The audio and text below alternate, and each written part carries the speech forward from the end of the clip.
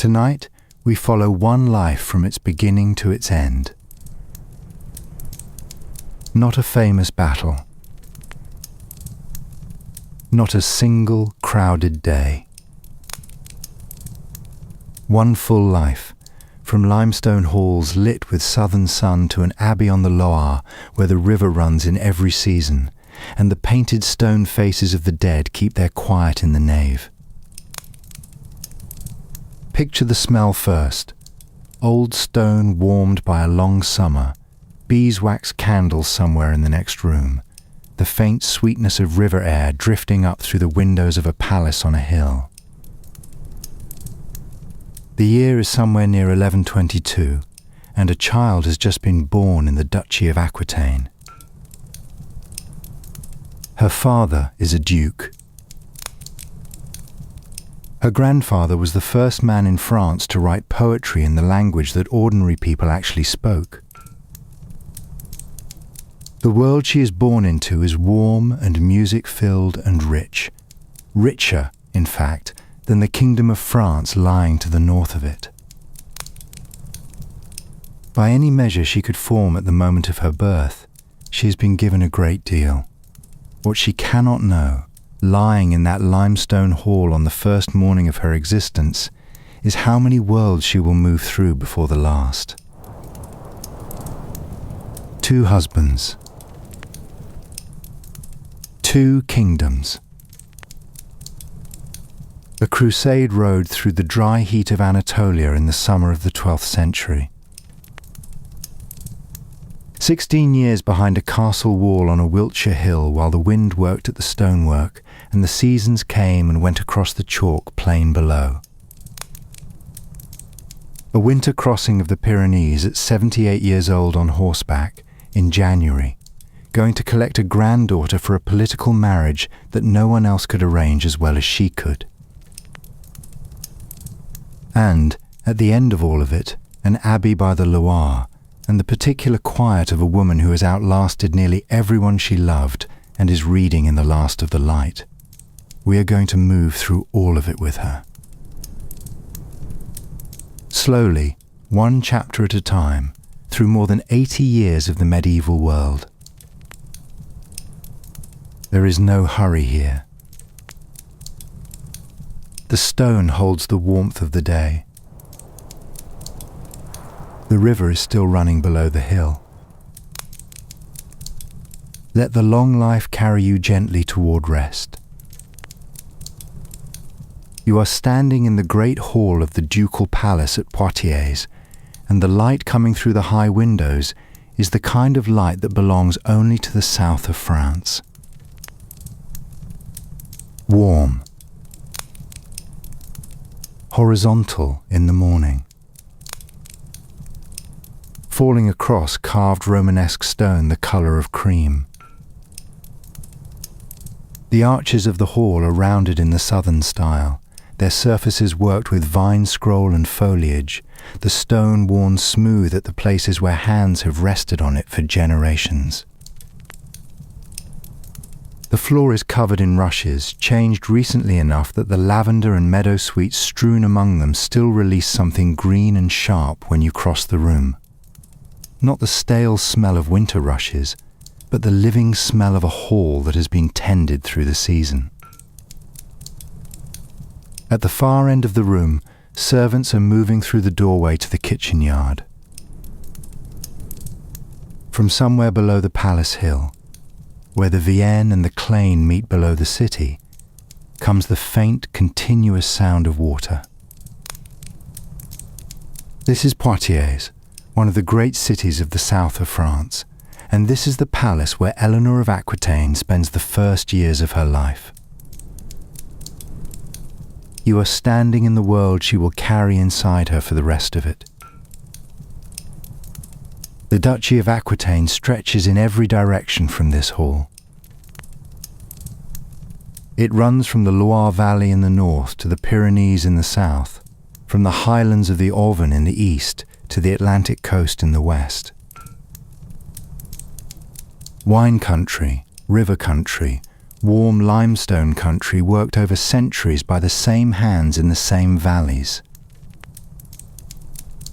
Its vineyards already produce what will eventually become one of the most traded commodities in the medieval world. The wine that flows down the Garonne to Bordeaux, and from there to England and Flanders and the northern markets. Its cities, Bordeaux, Poitiers, Saintes, Périgueux, are old Roman foundations rebuilt in Romanesque stone over the centuries, full of churches and market halls and the continuous tide of pilgrims walking the road south to Santiago de Compostela. The roads through Aquitaine are among the most travelled in France, because the pilgrimage road is also a trade road, and a trade road is always a road along which news and people and ideas move as freely as goods. The duchy smells of vine and river stone and the resin of the pine forests along the Atlantic coast, and the evenings in it tend toward long light and warmth. The duchy's revenues, at the time of Eleanor's birth, are larger than those of the French king in Paris. She is born into one of the wealthiest and most culturally confident courts in Western Europe, and the warmth and abundance of it will become the interior standard against which she measures every other place she inhabits for the rest of her very long life. This matters more than it might appear to. When you grow up somewhere that feels right in the body, where the light is the right light and the language is the right language and the evenings sound the way evenings should sound, you carry that rightness with you as an expectation that the rest of the world will have to work to satisfy. Most of the world doesn't. Imagine growing up in this light. The smell of new wine rising from the cellars below the palace, where the vats are being filled and sealed for the coming year. The sound of the Vienne below the palace hill, always present at the edge of everything, the way a river in a limestone valley becomes part of the acoustic furniture of the place. The Romanesque carvings above every doorway, turning the ordinary architecture of daily life into something that is almost continuous with art. You would absorb, without effort, a certain understanding of what a good court looks and sounds and smells like. You would learn what warmth is, what music in a hall sounds like after supper, what it feels like to hear a language spoken. Occitan, the language of the South. That was made for pleasure and not for administration. That understanding becomes a standard. It is not neutral. When you later encounter a court that looks and sounds and smells entirely different, the difference registers in your body before it registers in your thinking, and the body's judgment is harder to argue with than the mind's. Her grandfather is a presence she will never meet in life but will know all her life through sound. William Ix, Duke of Aquitaine, dead by 1126, before Eleanor's birth, was something France had genuinely not seen before, a duke who wrote poetry in Occitan and performed it before his court. Not sacred verse in formal Latin, not the liturgical singing of the chapel. Songs about desire and pleasure and the experience of being alive and awake in the world, written with wit and physical directness, and the confidence of a duke who thought poetry was worth a serious ruler's time. 11 of those poems survive to the present day. For every poem that has come down through the centuries, there were probably many more that did not.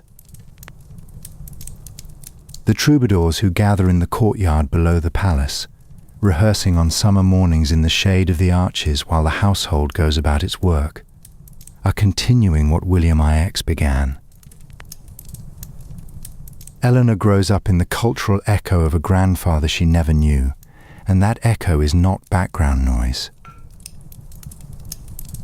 It is the sound of the world she lives in.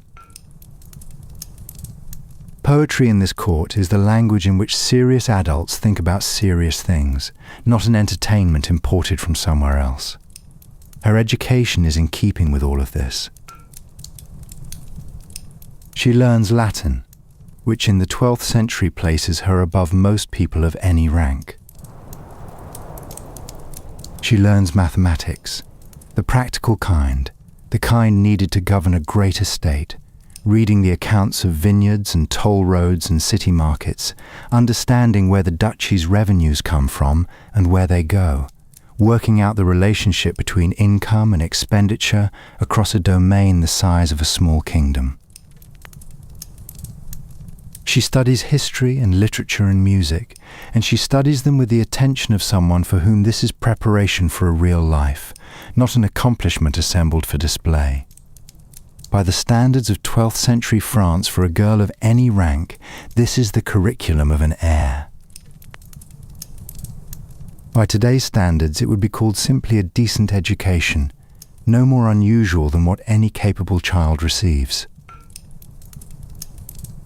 But in the 1220s and 30s, a daughter of high noble rank receiving instruction in Latin, account keeping, and governance is being prepared for something specific and demanding. Her father, Duke William X, oversees it with the awareness of a parent who knows exactly what his daughter will need to govern what she will inherit. Picture a morning in the ducal hall, the ducal accounts spread on the table, a steward explaining the revenues of the coastal vineyards, the logic of the toll on the road south, the dispute between two Bordelais merchants whose case has arrived at the Duke's court for resolution. Eleanor sitting at the table with the quality of focus that belongs to someone who understands this information will be genuinely useful. You can feel the weight of that kind of learning, not the weight of reluctant study, but the weight of information that changes how you understand the world you live in. By the time she is perhaps 8 years old, the weight of that inheritance has become both more precise and more total. Her younger brother William dies.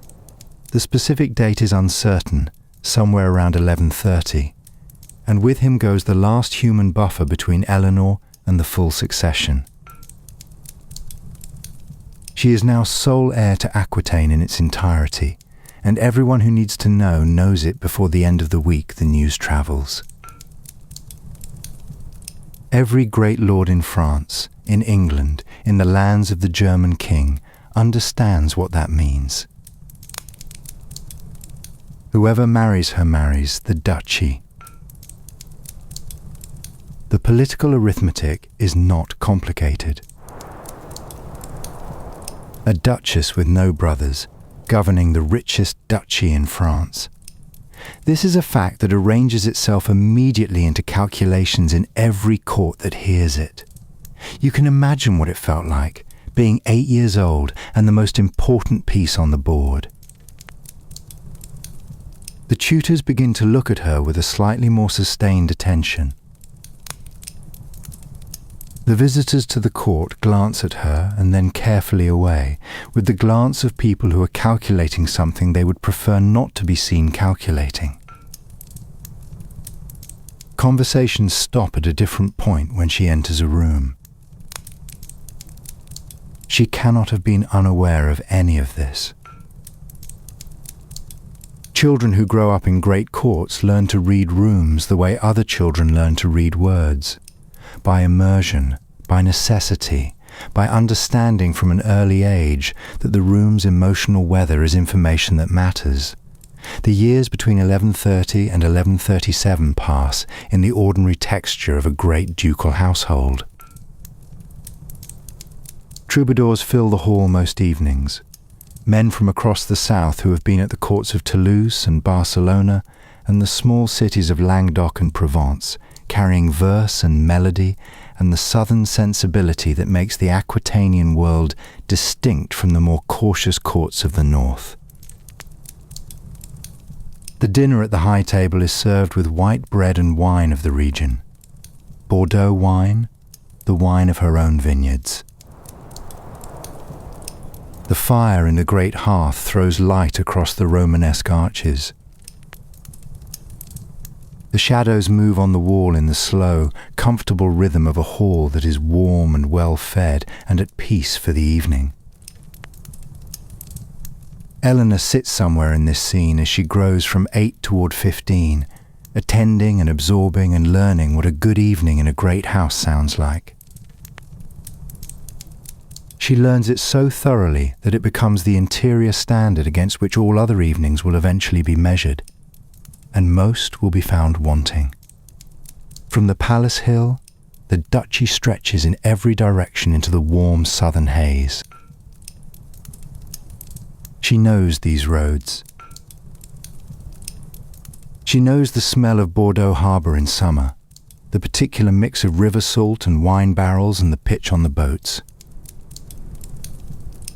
She knows the sound of the bells of saints, the way the light changes as you ride south toward the mountains and the air grows drier and the limestone gives way to granite. She knows the temperature of the Vienne in early June, which is warm enough to swim in if you are a child and no one is watching too closely.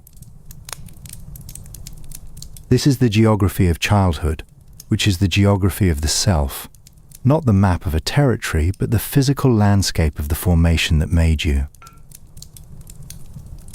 You carry it forward into every new territory you inhabit, and it is the measure by which every new territory is found adequate or wanting. Then, in April of 1137, a messenger arrives. Her father, Duke William X, had set out the previous autumn on pilgrimage to Santiago de Compostela, the great shrine road, the spiritual journey that draws pilgrims from all over Western Europe south through France and across the Pyrenees into Spain. He was a healthy man setting out on a holy road. He has died on that road. The date is around the 9th of April. Eleanor is approximately 15 years old. One morning she is a duke's daughter. By the end of that same morning she is a duchess in her own right, with the governance of the richest duchy in France resting entirely on her. The accounts, the tenants, the courts, the obligations to the King of France, the revenues of the vineyards and the markets and the toll roads, the whole complex living web of authority and relationship that makes a great medieval domain function. It is hers. Now, with no period of preparation that was ever quite adequate for the thing itself. Every powerful lord in France is watching. And the limestone hall smells of candle wax and old stone, and the river is still running below the hill, and the morning has changed everything that matters. You are crossing the Loire on a July morning in 1137, and the column behind you is long. Eleanor's household. Her Aquitanian nobles. The representatives sent north by Louis VI of France to escort the young duchess to her wedding. The horses and the carts and the whole travelling apparatus of a great medieval estate moving itself from one county to another. The Loire at midsummer reflects a hard blue sky, and the ford takes long enough that the horses grow restless at the water's edge. Behind you, the warm limestone south, the vineyards, the Vienne and the Claine and the palace on the hill. Ahead, the Isle de France, the flat northern basin, a court you have never seen and a king you are about to marry. The wedding takes place at the Cathedral of Saint-Étienne-de-Ré in Bordeaux on the 25th of July, 1137. This is worth noting carefully. Not Paris, not Notre Dame. A common misremembering places the ceremony in the capital, but Eleanor and Louis are married in Bordeaux, in the south, on ground she knows, among the Aquitanian nobility that has been present at her father's court since before she was born. The ceremony is what weddings of this rank in this era are: elaborate, formal, the full weight of ecclesiastical and secular authority pressed into the shape of an afternoon.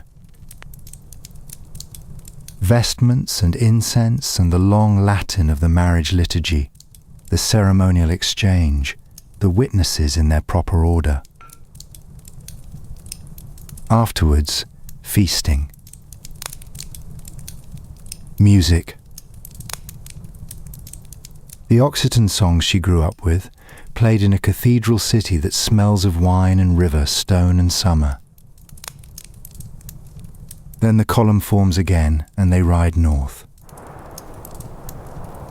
This is the last time, for many years, that she will hear the south sound the way it sounds in summer.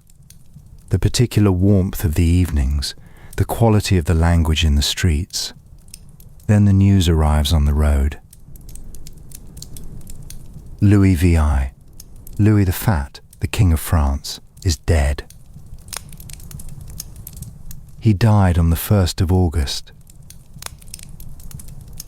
Eleanor and Louis, barely a week married, are no longer a duchess and a prince. They are a queen and a king before they have reached the city where kings and queens are crowned. The duchy won and a kingdom acquired in the same month. She is 15 years old and she is Queen of France. Paris in 1137 is not what Eleanor has been raised to expect of a great capital. It is smaller than Bordeaux and considerably plainer. The Seine runs grey-green between its banks in November, cold in a way that the warm southern rivers are not. A different quality of cold, a northern cold that doesn't apologize for itself. The Capetian Palace on the Ile de la Cité is an older building than Poitiers, its stone darker, its interiors arranged around the logic of ceremonial governance rather than the pleasure of evening culture. The rooms are functional and chilly in a way the palace on the Vienne is not. The windows let in northern light, which is a different colour from southern light, paler, flatter, less warm on the stone surfaces, less interested in making the stone look beautiful.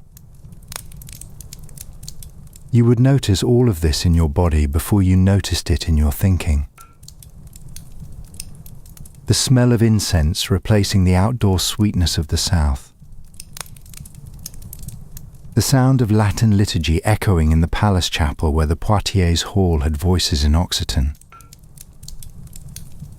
The cold of November seeping through the tapestries hung against the stone. The tapestries hold some warmth, but the stone behind them holds more cold. By today's standards, a building with no central heating draughts through every gap in the stonework, and no glazing on the upper windows would be considered uninhabitable for a large household in winter. But this is the 12th century, and the great castles of the north are the best shelter available, and the court adapts to the cold with the same patience that all medieval courts adapt to the cold.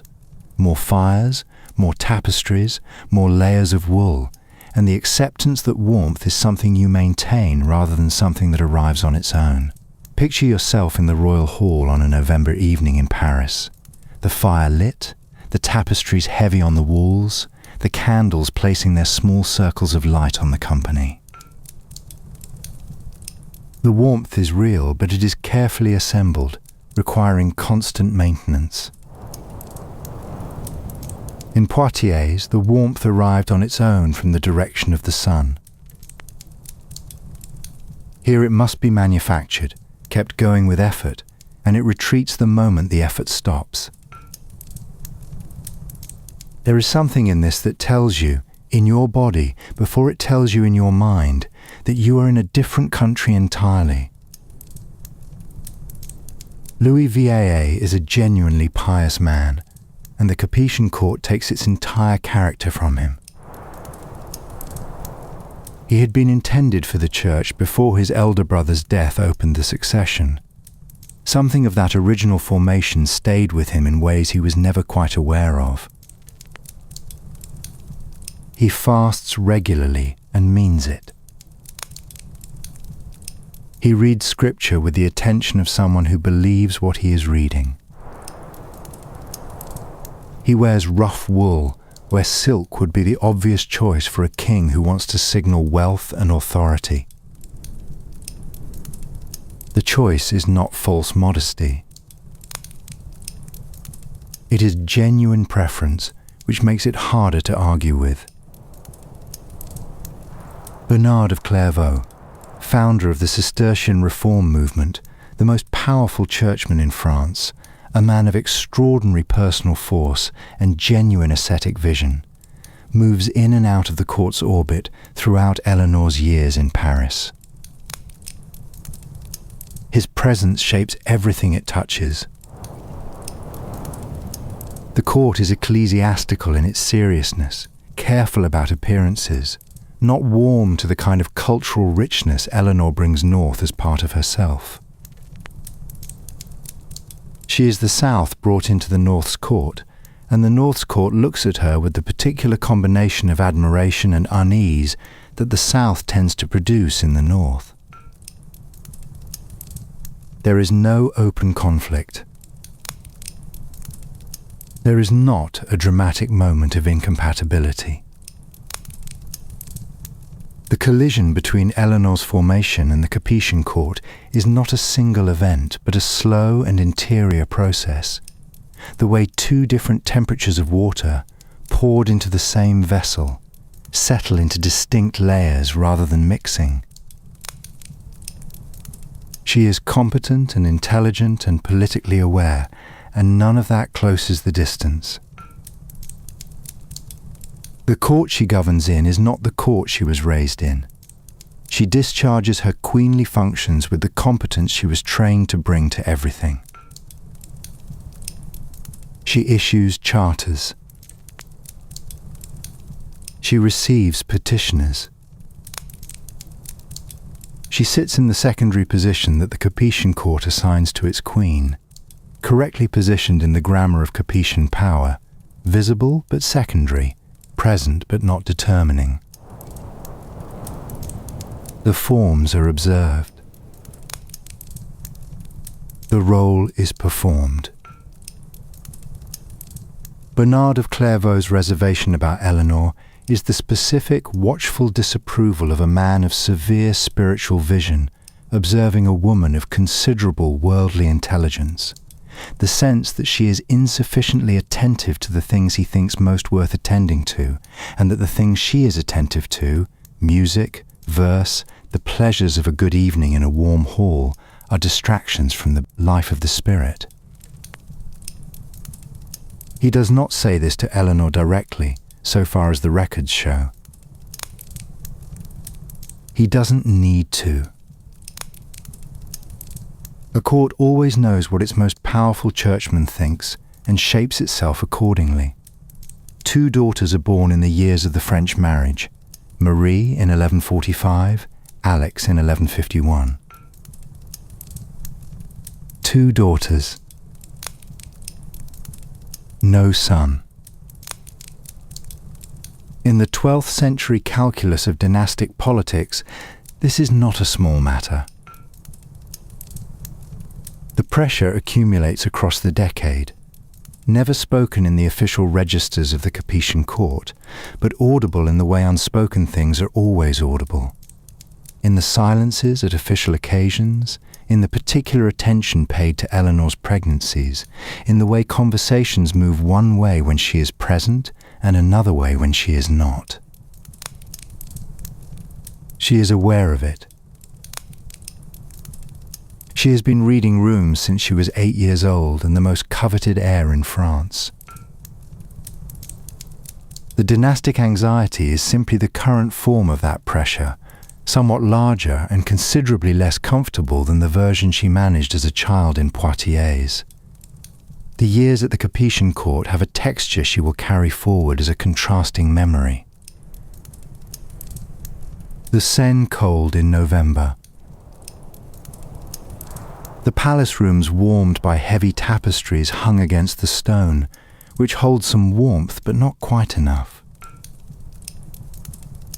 The northern winters longer and darker than anything the south had prepared her for. The sound of Latin liturgy at the canonical hours, the regular unchanging sound of a court whose seriousness goes nowhere she finds interesting.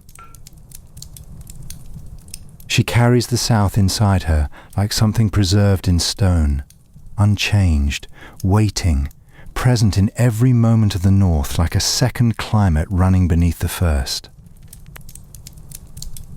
It will still be there 15 years from now when she finally gets back to Poitiers.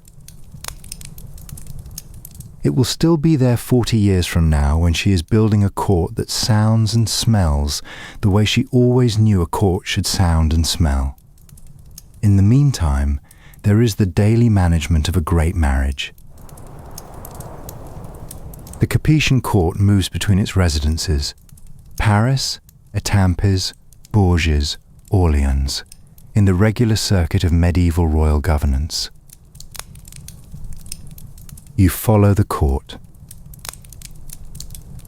You pack what the court requires and you move with it, and each new residence is another variation on the same theme of cold northern stone and Latin liturgy, and the careful ecclesiastical gravity that Louis carries everywhere with him like a vestment he never takes off. The Queen's Day in the Capetian court has a structure that medieval queenship imposes regardless of the individual occupying the position. Morning prayers at the chapel. The administrative work of the morning, the charters to be sealed, the petitions to be heard, the letters to be dictated. The formal midday meal at the high table, the public occasion of dining that displays the health and functioning of the court to anyone present to observe it. The afternoon, the embroidery or reading or music that fills the time between the official obligations. Vespers in the chapel. The evening meal, somewhat less formal than the midday. Compline at the canonical hour, closing the day. You can carry yourself through that structure with competence and composure. Eleanor carries herself through it for 15 years. The composure is real. The competence is real. And somewhere underneath both of them, the South is still present. Not as longing exactly, but as the permanent interior reference against which everything she is currently experiencing registers as something other than home. The food at the Capetian table is the food of the northern French court, substantial, serviceable, not the food Eleanor grew up with. Roast meat, bread, pottage, the preserved vegetables of a northern winter, wine from the royal cellars that is drinkable but not the Bordeaux of her childhood. By today's standards, the meals of a 12th century royal court would seem both excessive in some respects and deficient in others, lavish in quantity, limited in variety, dependent on the season and what can be stored or preserved through the months between harvests.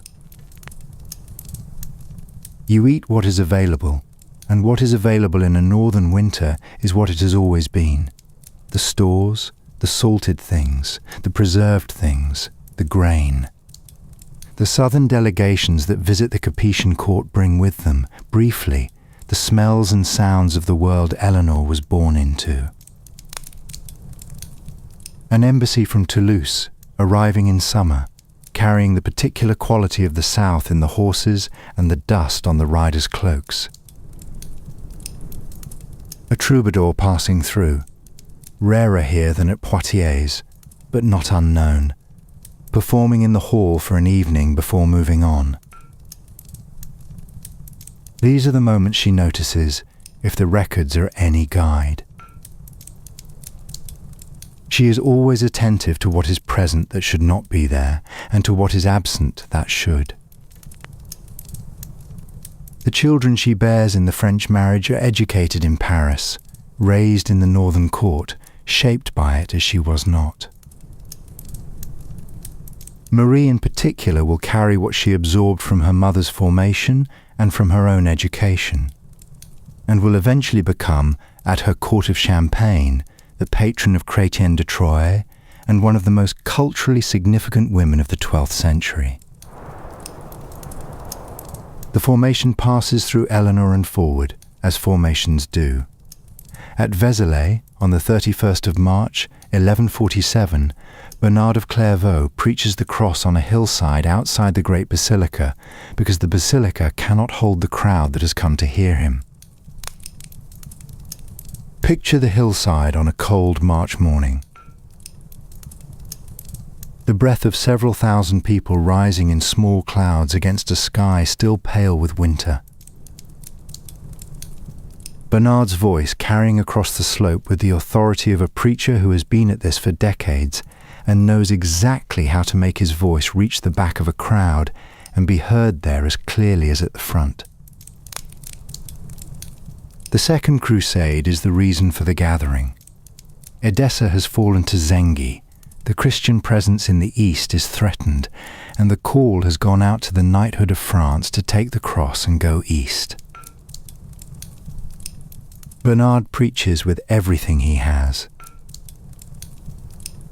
The crowd responds, as crowds to Bernard always respond. Among those who take the cross that morning is Eleanor of Aquitaine, and she takes it not only as Queen of France, but as Duchess of Aquitaine, as Lord of the southern lands, with her own authority to recruit her own Aquitanian vassals to the campaign. Approximately 300 noblewomen from the Aquitanian nobility volunteer to support the army. She is 24 or 25 years old, and she is going to the Holy Land. Not as a royal wife following her husband. As a ruling duchess exercising her own authority over the campaign she has joined.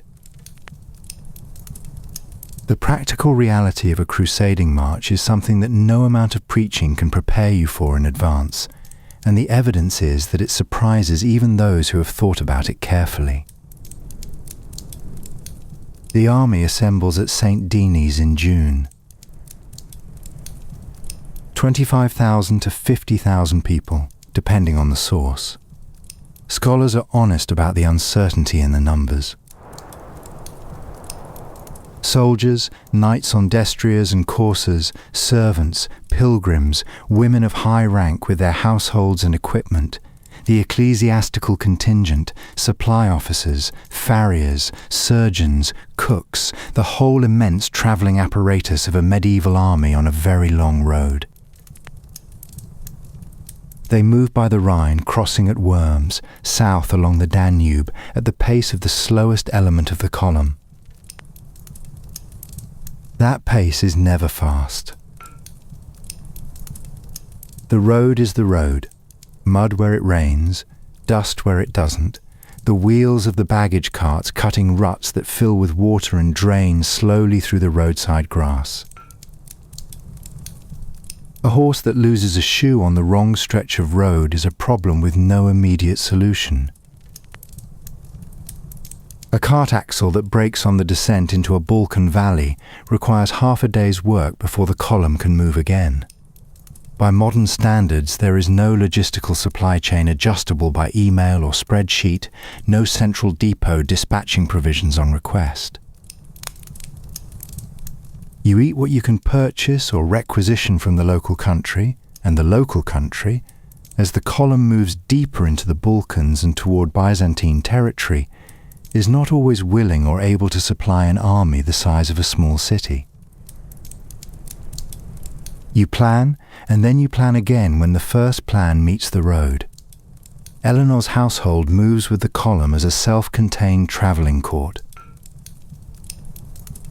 Her establishment in the field is what queenship requires, clothing chests packed on mules, chapel equipment for the masses set on the road, her ladies-in-waiting, chaplains, the administrative staff that keeps her affairs in order even during a march. When the ground demands it, she travels in a mule litter, a padded enclosed structure slung between two horses that keeps the worst jolts from the body and the mud from the gown. On better roads, she rides. You carry your rank with you when you travel, which means carrying everything your rank requires, and everything your rank requires is heavy. They arrive at Constantinople on the 4th of October, 1147. 3 months on the road from Paris, the Emperor Manuel Komnenos installs his Western guests at the Philippatium, an imperial hunting lodge outside the city. 3 weeks. What those 3 weeks offer is entirely unlike anything Eleanor or any of the other Westerners has encountered before. Mosaic flaws in colours that the craftsmen of France rarely achieve. Imperial blues and golds, tesserae laid with a precision that makes the light move across the surface as you walk. Silk hangings on the walls that shift in a draught-and-change colour as the light changes. Not the fixed, heavy, tapestried wool of a French great house, but something lighter and more alive. Ceremony conducted with a formality and precision that makes the Capetian court look improvised by comparison. The rituals of the Byzantine imperial household have been elaborated over centuries into a form of governance as performance in which every detail carries weight. Food prepared in a tradition that has been refining itself for centuries without reference to the kitchens of France or Aquitaine. Byzantine bread, Byzantine sauces, combinations of spice and preparation that arrive at the table warm and layered and entirely unlike anything she has tasted. By today's standards, this encounter between two different civilizations would have a name and a category. In the 12th century, it is only the thing itself, the specific experience of encountering a civilization that considers itself superior to yours and finding that it has some grounds for the opinion. She pays attention. She is a woman who has been paying attention in rooms full of things she didn't already know since she was 8 years old, and she applies that habit here with the same discipline she brings to everything. Then the march continues east into Anatolia, and everything changes. Summer in Anatolia is not the summer of the Loire Valley. The heat is drier and more relentless, the kind without moisture, bearing down from a sky that offers no shade and no softening. The water is scarcer and must be found rather than assumed. Horses die in the heat, one by one, and their deaths are measured out along the column as a sequence of pauses and redistributions of load. By modern standards, there is no ambulance corps, no field hospital with antibiotics to treat infected wounds, no centralized supply network to compensate when the local foraging fails. You treat the sick and the injured with the tools the surgeons carry, which are not the tools of a later century. The army is large enough that someone is always sick, always injured, always dying of something that a later age would call treatable. The baggage train is a liability in this landscape. Every clothing chest, every barrel of the Queen's household wine, every item of the travelling court represents weight that slows the column and demands forage from a land that is increasingly unable to supply it. The army eats hard bread and dried meat when the local provisions run thin, which happens more often the further east they go. January of 1148, Mount Cadmos. Eleanor's Aquitanian contingent, leading the advance guard, has moved further along the mountain road than Louis's rearguard can follow in the same day. A gap opens in the column. The Turkish forces find the gap. Louis's rearguard is cut to pieces in the pass. Many men die. The quarrel between Eleanor and Louis in the aftermath is sharp enough to leave marks on the marriage that will not heal. He blames the disorder in the vanguard's march. She contests the account. The already cracked marriage takes another blow, and the blow lands on something that was already weakening. Then Antioch in February. Raymond of Poitiers, Eleanor's uncle, her father's brother, an Aquitanian in a Crusader principality, is Prince of Antioch. He is the first person Eleanor has encountered in months who carries the accent and sensibility of home, the south, the warmth, the language that was made for pleasure. He wants the Aquitanian contingent to stay and assist him against the Turkish threat to his principality.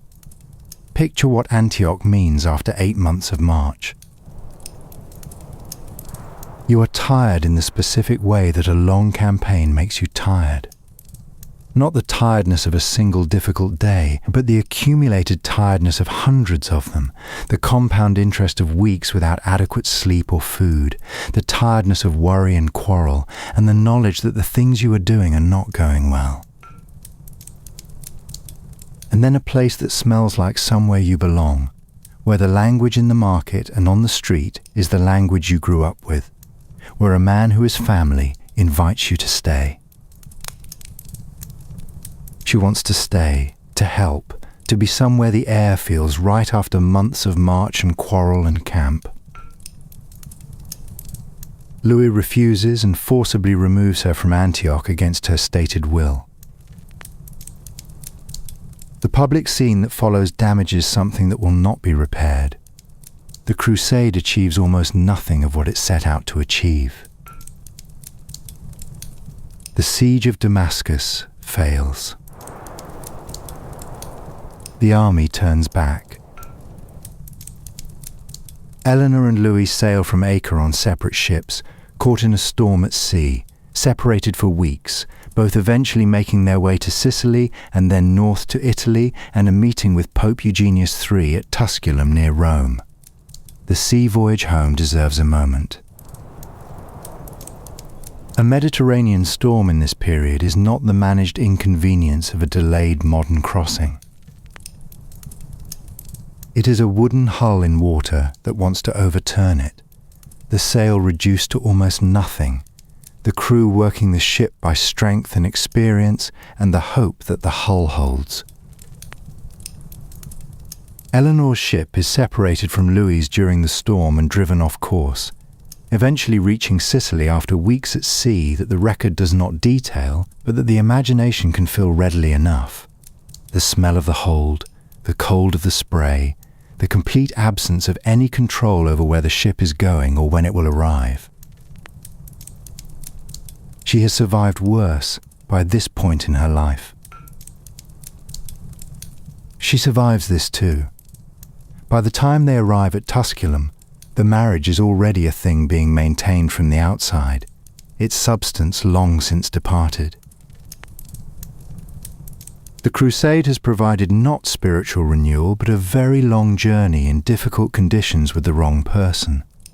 And the certainty about this, arrived at slowly over 2.5 years of the hardest travel either of them will ever undertake, is a knowledge that no subsequent bed can undo. Think of the journey home from Tusculum. The long road north through Italy, then France, then Paris. 2 years away in the hardest conditions of their lives, and the returning is not a return to something repaired. It is a return to something the journey has only made clearer. Eleanor has been to Constantinople and seen a civilization that no Frenchman of her generation except the Crusaders has seen. She has been to Antioch and met her uncle, and been briefly back in a place that felt like home, and then been taken from it against her will. She has crossed Anatolia in summer and watched an army die of heat and disease and logistics. She has survived the sea storm that separated her ship from Louis, and survived it alone. She comes back to Paris a different person than left it, not simply older, but shaped differently by what the road gave and took. The accounts of the Crusade that reach the wider world are shaped, as accounts always are, by who survives to tell them and what interests are served by the telling. Eleanor's version of what happened at Mount Cadmos and at Antioch is not the version that appears in the chronicles written by the men in Louis's circle. Whose account is more accurate is a matter historians have debated for centuries and have not definitively settled. What is not debated is the outcome. The marriage is finished, and both parties know it.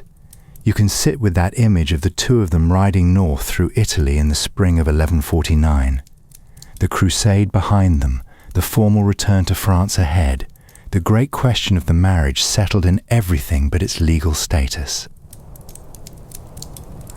Two people sharing a road for weeks, each carrying the knowledge that the road is ending something. The spring countryside unreeling past the windows of the carriage, or under the hooves of the horses, and the thing between them settled into the particular kind of silence that arrives when there is nothing left to argue about. The room Pope Eugenius III has prepared for Eleanor and Louis at Tusculum is a gesture of hopeful practicality from a man who genuinely believes in the power of practical gestures when they are made in good faith. He has prepared a bed.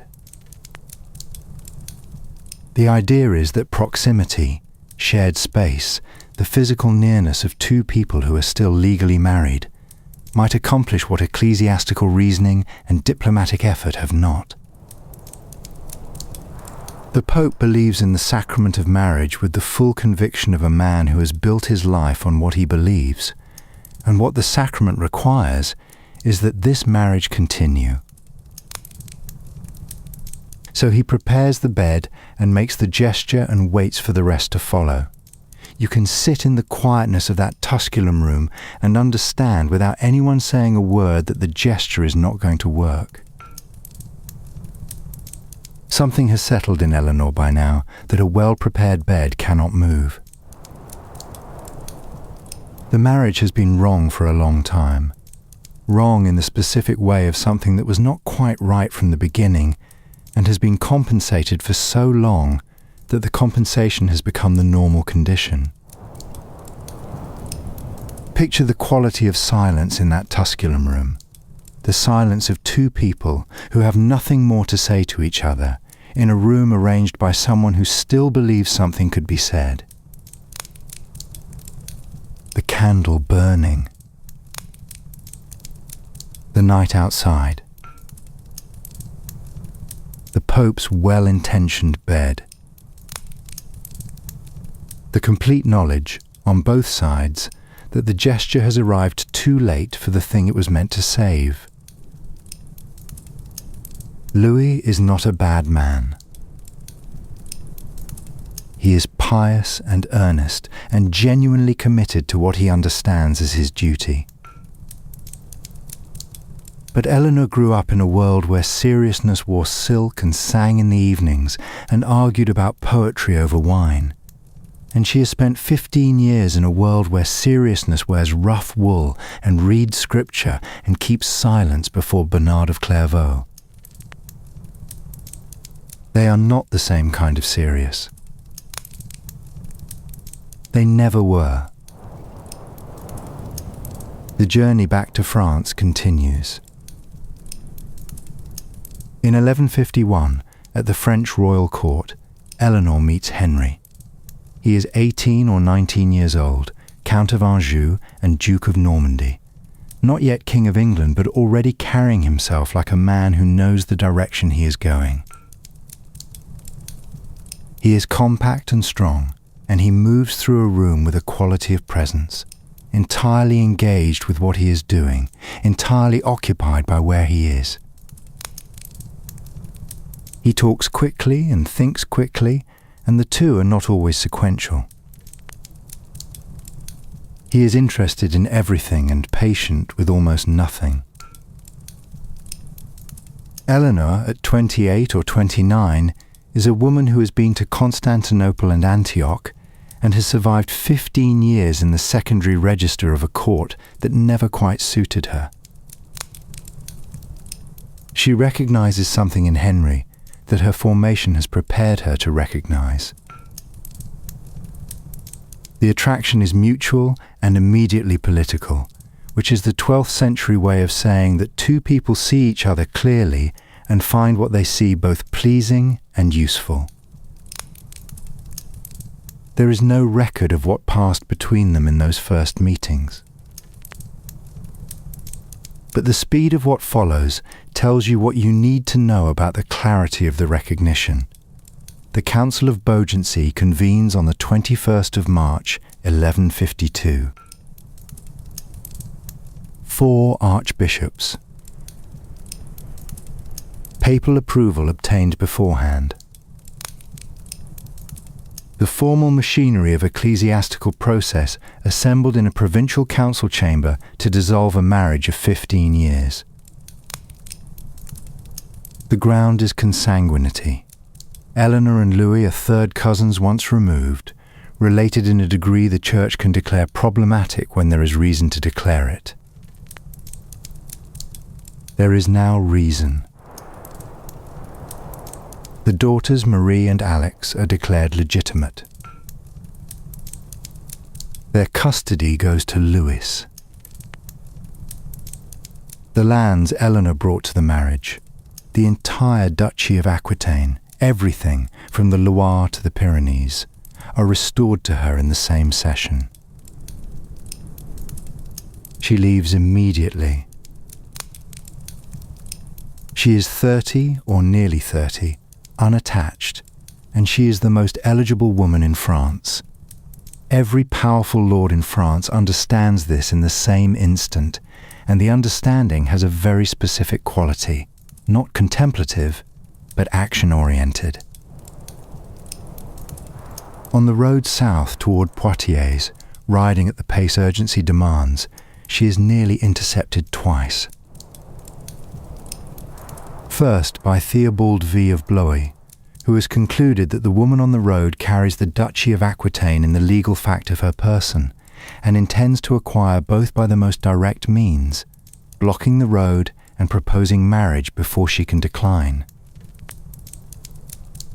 Eleanor outrides him, which requires specific practical decisions about which roads to take and at what speed, decisions made in the brief window between receiving intelligence about his position and his forces closing the distance. Then, more startlingly, by Geoffrey of Anjou, Henry's own younger brother, who has formed the same calculation independently. She outrides him too, which requires being faster and better mounted or both. You are riding hard through the spring countryside of the Loire Valley, and 2 different men are trying to intercept you before you can reach your own territory, and the logic of the situation is perfectly clear. Get to Poitiers, which is yours, and get there before anyone who wants to prevent that arrival. This is not a metaphor. This is a woman on a horse in 1152, making calculated decisions about roads and speed and getting where she needs to go. The 18th of May, 1152, is Whit Sunday. At Poitiers Cathedral, in her city, in the duchy she has just reclaimed, Eleanor of Aquitaine marries Henry of Anjou in a ceremony that contemporaries describe as conducted without the pomp and ceremony befitting their rank, no procession. No great assembled audience. No spectacle in the city square. The necessary witnesses, a priest, the words the church requires. 8 weeks after the annulment. The speed is strategic. If Louis VI had known what was happening before it happened, he would have moved to prevent it. Louis is the King of France, with the power and the motivation to intervene in any marriage involving the Duchess of Aquitaine. Between Louis knowing and Louis acting there is very little time. So they move faster than the news, and by the time Paris is fully aware of what has occurred, the marriage is legally complete and unassailable. In a single quiet morning in Poitiers Cathedral, Henry has acquired Normandy, Anjou, Maine, and Aquitaine in the legal person of the woman he has just married. The territory he now holds is larger than anything the French crown has assembled in a generation. The most consequential marriage in 12th century European politics takes place in a quiet room, without fanfare, while the pigeons in the cathedral courtyard go about their business entirely undisturbed by what is happening inside. Eleanor is 30. She is a duchess and a wife again, and the full shape of what this marriage means is still 2 years away, waiting in a December coronation in England. But the structure of it is already clear, and it is already the largest political fact in Western Europe. The quiet Whit Sunday ceremony in the cathedral she grew up in is also the beginning of an empire. Outside the cathedral, Poitiers is carrying on its usual Sunday. Pigeons. The smell of the river from the direction of the hill. The bells finishing their sequence. The duchy in every direction, hers with the Loire to the north and the Pyrenees to the south and the Atlantic coast to the west. The whole warm inheritance, still here, exactly where she left it when she rode north to France in 1137 as a 15-year-old duchess going to her wedding. The 2 years between the Poitiers wedding and the English coronation are years of governance and consolidation. Eleanor and Henry have a great deal of territory to administer, a great deal of political ground to settle, and the business of managing an assemblage of lands that has been acquired faster than any normal administrative machinery can adjust to. They move between Normandy and Anjou and Aquitaine, Henry at his usual speed, which is to say faster than most of his advisers can keep up with, and Eleanor matching the pace with the competence she has brought to everything. The courts they hold are the regular courts of medieval justice, the hearing of disputes, the recording of grants, the receipt of petitions from the men and women of their various territories who need a ruling on some matter that has become sufficiently tangled that only the Lord's presence will untangle it. This is what governance is in Eleanor's world. Not strategy in the abstract, but decision in the particular, case by case, day by day, in whatever hall is currently serving as the court. You sit with the day's papers, and the day's petitioners wait outside, and the work proceeds. Picture yourself in the great hall of Angers Castle in the autumn of 1153, the first year of the marriage. Henry is somewhere on the road.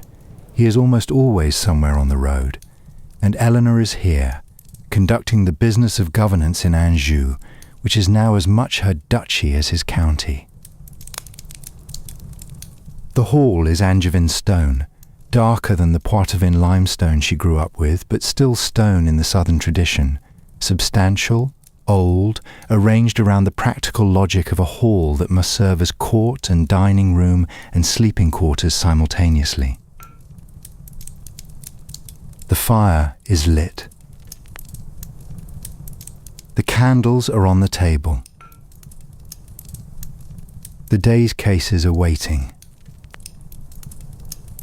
By today's standards, this would be a legal proceeding, requiring trained lawyers, formal procedures, a record in the appropriate judicial register. In the 1250s it is this: a duchess and a count's representative sitting at a table, listening to both sides of a dispute over the boundary of two men's fields, making a judgment that will be recorded and binding, and then calling in the next case. The law is custom and precedent, and the Lord's authority applied to the particular case.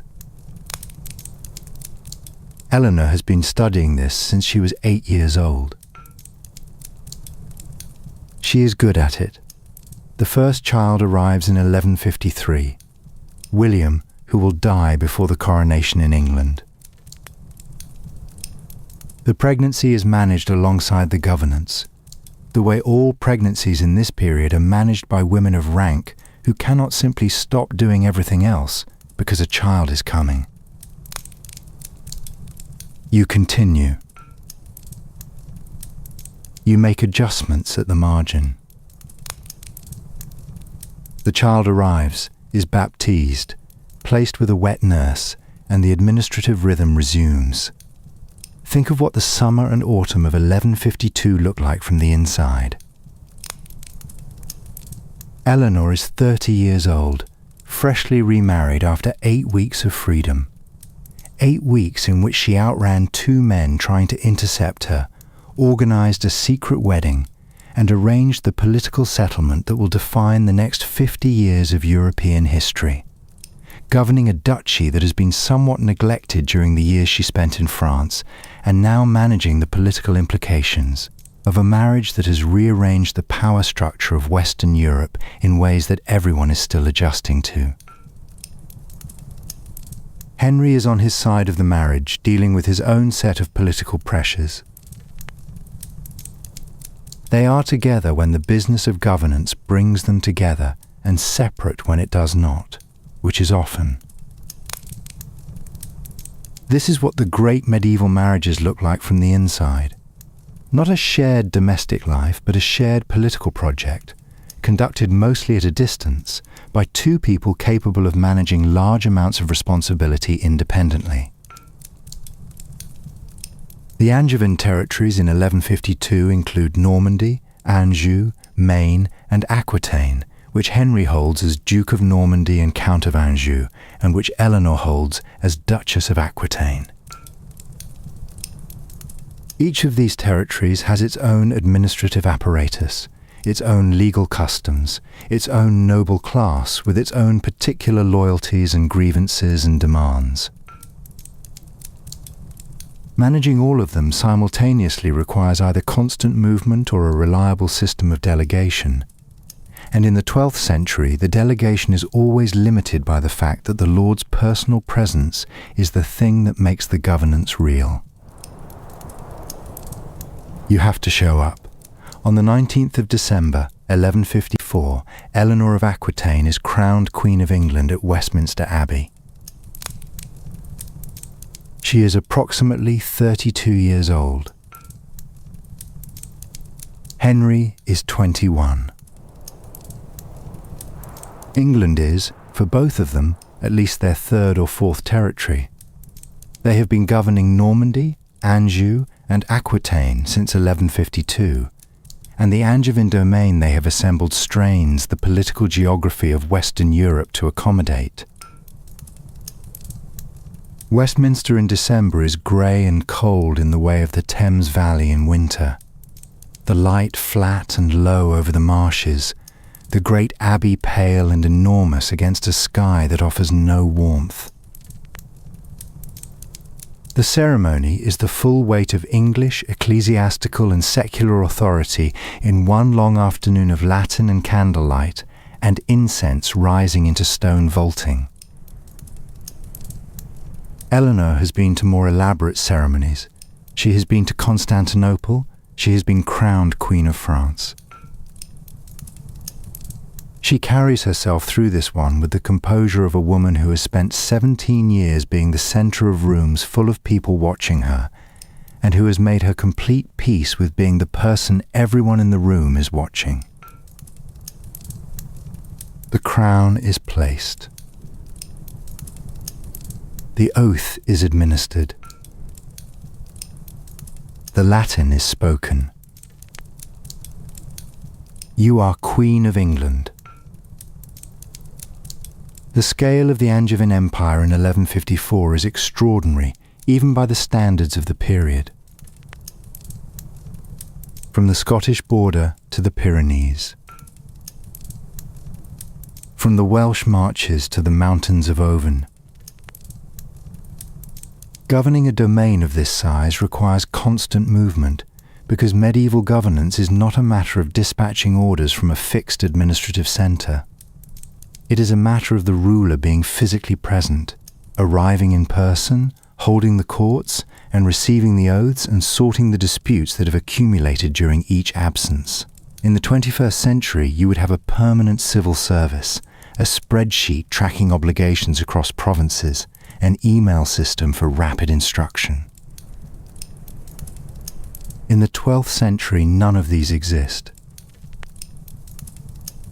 The king and his court carry the administration with them, in physical fact, in the chests on the carts that move every few weeks from one castle to the next.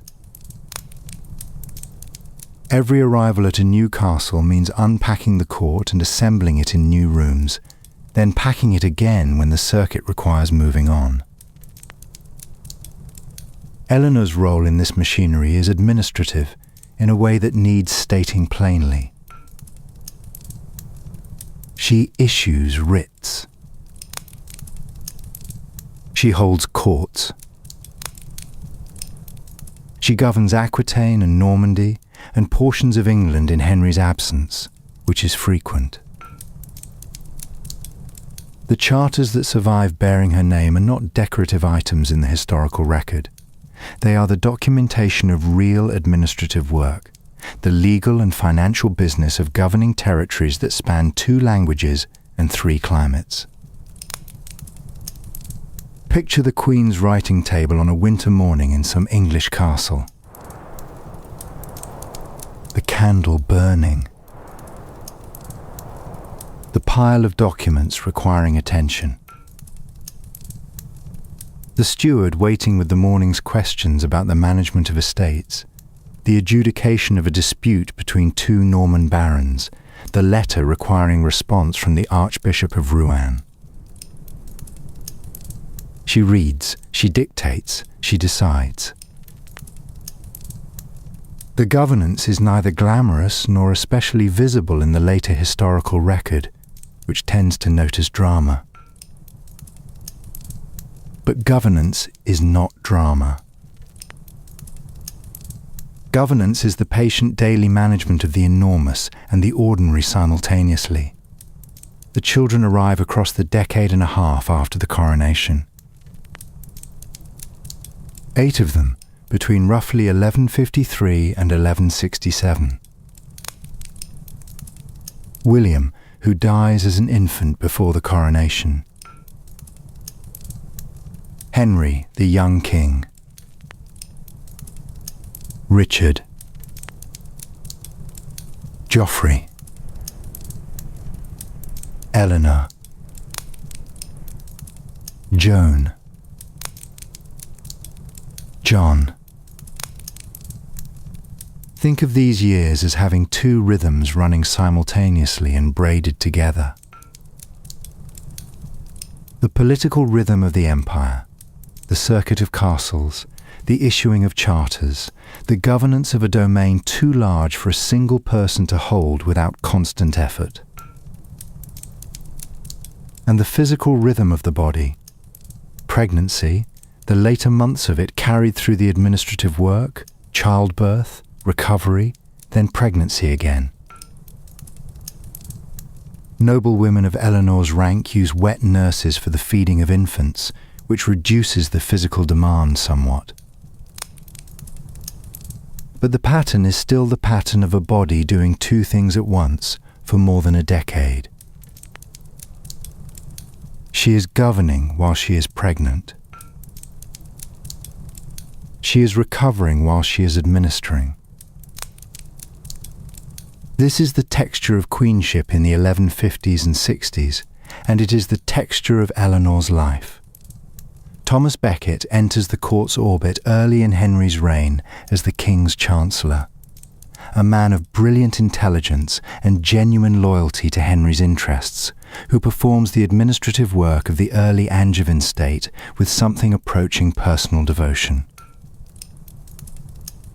His elevation to Archbishop of Canterbury in 1162 is the beginning of one of the great sustained collisions of the 12th century. Once made Archbishop, Becket is Archbishop before he is anything else. The Church's interests are his interests. The King's interests are no longer his interests. The two men who had been closest cannot find their way to the accommodation that might have saved both of them. Eleanor watches all of this from the court's centre. She watches with the attention of a woman who has spent her whole adult life in courts where the great predictable disasters form and gather speed before they arrive. You can see it happening from a distance. You can see the trajectory. That does not mean anyone has the power to prevent it. Becket's murder at Canterbury in December of 1170, 4 nights, an instruction taken at its most extreme, the Archbishop at the altar, echoes forward through everything that follows: penance, political damage, the shadow it casts over the last years of the reign. The penance Henry does at Becket's tomb in 1174 is the self-humiliation of a man who has to acknowledge, in the most visible medieval register available, that something irreparable was done. From roughly 1165, Henry keeps Rosamund Clifford as his public mistress. Public in the specific sense, the court knows, Eleanor knows, the knowledge is present in the room like something that has not been introduced but is nonetheless there. The later legend of Eleanor poisoning Rosamund is invention from a later era, with no foundation in the contemporary record. It tells us more about how later centuries imagined powerful women than about what Eleanor actually did. What she did was harder, she continued. She governed. She was the queen, with all that entailed. The public form of the marriage continued while its interior had already become something else, and the gap between the official form and the actual substance is a thing she carries forward through the remaining years of the reign. Cultural work runs alongside the political throughout these years. Wace dedicates his Roman de Brut to Eleanor in 1155. The Arthurian history in French verse, putting the matter of Britain into the language of the court. The Arthurian stories circulate in her orbit throughout the 1160s, growing toward the shape they will eventually take in the great romances. She shapes this. The patronage she extends is real, and its echoes are very long, longer, in some ways, than the empire. The Christmas courts are the great ceremonial occasions of the Angevin year, the gatherings at which the visual and social magnificence of the court is put on display for the nobility and the church and anyone else who needs to see that this empire is real and its rulers are in command of it. There is no permanent parliament building, no fixed location for a national ceremony. The Christmas court is wherever Eleanor and Henry decide to hold it that year, and the decision is itself a political statement. Holding court at Bordeaux says something different about the empire's character than holding it at Winchester. Eleanor participates in the planning of these occasions with the understanding she has had since Poitiers, that the form of a great court is itself a kind of governance, and that the governance of forms is a skill as real as the governance of disputes. She is 44 years old when the first signs of permanent trouble in the marriage begin to harden into their final shape. The details of the deterioration are not fully recorded. They never are in marriages of this kind, where the official surface must be maintained regardless of what is happening below it. What is recorded is the outcome. From approximately 1165, Henry keeps Rosamund Clifford publicly. From approximately 1168, Eleanor is at Poitiers. The distance between these two facts is the distance the marriage has travelled in 15 years. Picture the specific texture of those last years in the court together. The official occasions that must be conducted as if the marriage is the marriage it officially still is, the ceremonial sharing of the hall at Christmas courts, the public posture of a partnership that both parties know has become something else. You carry the public form because the political structure requires it. You carry it with the composure of a woman who has been performing in public since she was 15 years old and knows, with the confidence of long practice, the difference between the performance and the thing behind the performance. The composure is real, even if what it performs is not. The 1160s also see the slow but steady extension of Arthurian culture throughout the Angevin world. The stories of Arthur and Guinevere, of Lancelot and the Grail, of the Round Table and its knights, are being shaped in Eleanor's orbit into the form they will hold for centuries. The great Arthurian texts that will eventually constitute one of the most enduring mythologies in the history of European literature. Chrétien de Troyes, the Lancelot cycle, the Tristan and Isolde material. All draw in one way or another from the cultural atmosphere Eleanor and her daughter Marie are sustaining at their respective courts. You cannot draw a clean line of causation. The stories would have found their form somehow, by some path. But the path they took ran through Eleanor. Picture the Christmas court at Winchester in 1162, one of the great ceremonial occasions of the Angevin year. The hall decorated with what the season and the treasury can provide. Candles in quantity, the firelight on the stone, the assembled nobility of England and Normandy, and Anjou in their best clothes, the formal meal with its elaborate sequence of courses and its entertainment. A harper at the far end of the hall. The smell of the feast, the warmth generated by several hundred bodies in a stone building. Eleanor at the high table, in the formal posture of queenship, carrying herself through the afternoon with the composure and self-possession of a woman who has been the most important person in every room she has entered since the morning her father died on the road to Santiago. Henry beside her, compact and restless, the political engine of the empire, watching the room with the same attention he gives everything. This is what the Angevin Empire looks like from the inside, on its best days. The Christmas court is a demonstration of power and abundance, the great feast as evidence that the empire can sustain itself, the assembled faces of the nobility as a map of the political landscape, who is here and who is absent, and what the absence means. Eleanor reads this map with the fluency she has been building since childhood.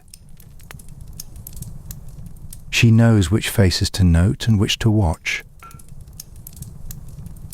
She knows what the positions at the high table communicate and what the order of precedence means. She knows what a court sounds like when it is healthy and what it sounds like when it is not. The shutters are open to the summer evening, and through them comes the sound of the Vienne. Not the cold Seine. Not the Thames. The Vienne, which runs below the palace hill at Poitiers with the particular quality of a southern river in the warm season, slow and warm and smelling of limestone and reeds in the vineyards somewhere upstream.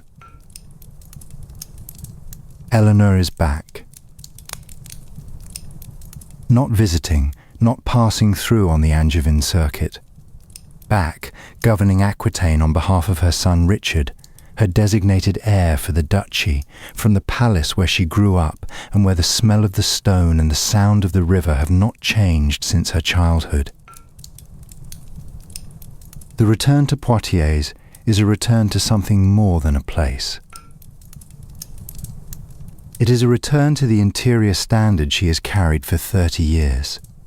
The standard of warmth and music and the language made for pleasure, the standard against which every other court she has inhabited has been found somewhat wanting. She is no longer measuring Poitiers against somewhere else.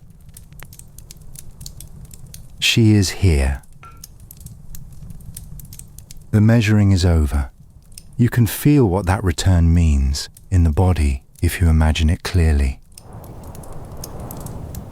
You have been away from your home, your real home, the place that shaped you, for 30 years.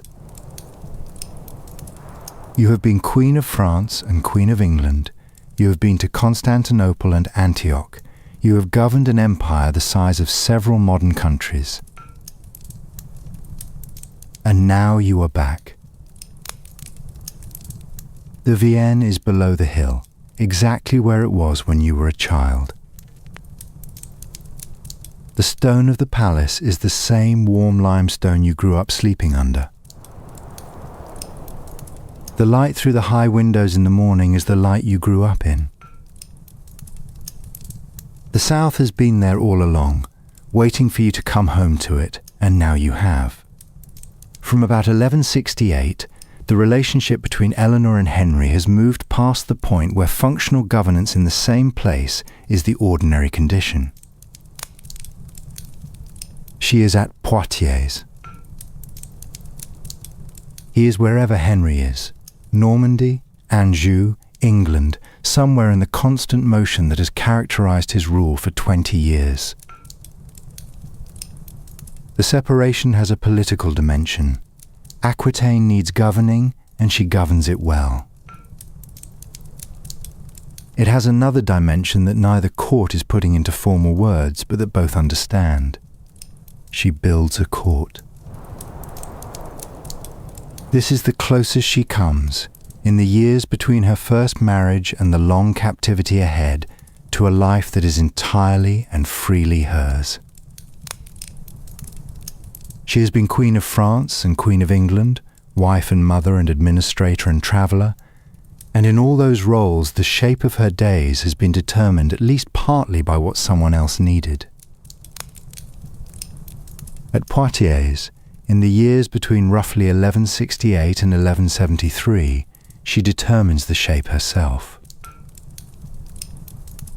Troubadours arrive from across the south. From Toulouse, from Barcelona, from the small cities of Provence and the Languedoc, where the tradition her grandfather William IX began, has grown into a serious artistic movement with its own technical standards and canonical debates about form and content. The troubadour system has by this point developed a vocabulary of verse forms: the canso, the servantes, the plan, the tenso, each with its own formal demands, each requiring a different kind of craft. These are not simple songs.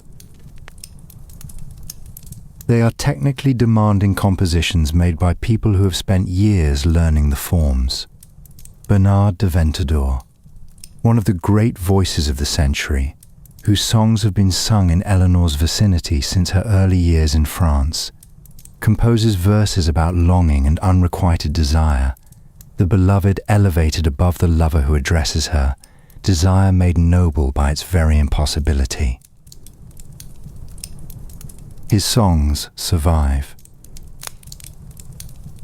You can read scholarly translations of them now, which is not quite the same as hearing them in the language they were made in, sung in the warm evening air of a Poitiers hall with the Vienne below. But the survival is there. The evidence that this was serious art made by serious people in a place where the making of such things was supported and valued. Eleanor's daughter Marie de Champagne is doing something parallel further north, patronising Chrétien de Troyes, the poet who will produce the great Arthurian romances that define the tradition for centuries: Lancelot, Perceval, Yvain, the texts that carry the matter of Britain deep into the literary imagination of the medieval world. The web of patronage running through Eleanor and Marie generates, across these years, a body of vernacular literature that no single court could have created alone. The courts of love deserve a careful word. The idea of Eleanor presiding as a supreme judicial authority over formal debates about the rules of courtly love appears in Andreas Capellanus' treatise De Amor, written around 1185. Scholars treat this text with appropriate caution. It is partly satirical, partly a literary game, and its connection to any actual proceedings at Poitiers is genuinely unclear. You should not picture Eleanor holding formal court on the question of whether jealousy proves the presence of real love. What was real at her Poitiers court is something less formal but more lasting. A sustained cultural seriousness, the treatment of love and its difficulties as subjects worthy of adult intellectual attention, the idea that the inner life of desire is as worth thinking about carefully as the outer life of governance. The young knights who come to Poitiers in these years are learning more than fighting. They are learning how to carry themselves in a great court, how to address a woman of rank, how to hold the social weight of ceremony without either collapsing under it or overreaching. Eleanor's son Richard grows up in this atmosphere, absorbing what his great-grandfather began. He will write poetry in Occitan with the craft of a man raised in halls where the making of it was taken seriously, and when he is imprisoned in Austria decades from now, he will write a song from his cell. The culture passes through the court and through him, as culture does. In the evenings, the hall is lit with beeswax candles, the honeyed smell, the clean bright flame, the light falling across the carved stone, and the faces of the assembled court. A poet at the far end of the room, singing. The shutters open to the river air. The young men listening with a stillness that the genre demands, attentive, alert, aware that they are being evaluated even as they evaluate. Picture yourself sitting in that hall on a summer evening, the warmth still present in the stone from the afternoon sun, the Vienne audible below, the verses moving through the room in the language her grandfather invented for this purpose. Eleanor is 44 or 45 years old, governing a great duchy, presiding over a court of genuine cultural achievement. The Troubadour court at Poitiers is one of the genuinely achieved things of her life. A world built to her own specification, from her own deepest formation. She will not have this kind of freedom again for a very long time. The governance of Aquitaine is real and demanding even while the cultural program is running alongside it. The duchy does not run itself. The vineyards produce their wine each autumn, and the revenue from them must be accounted for.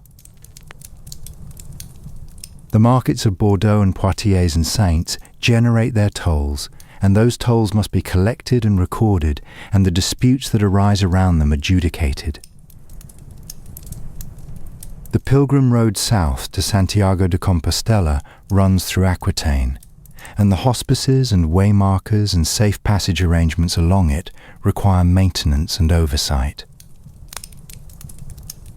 Eleanor manages all of this from Poitiers, with the same competence she has brought to every administrative task since the day she took on the duchy as its sole heir.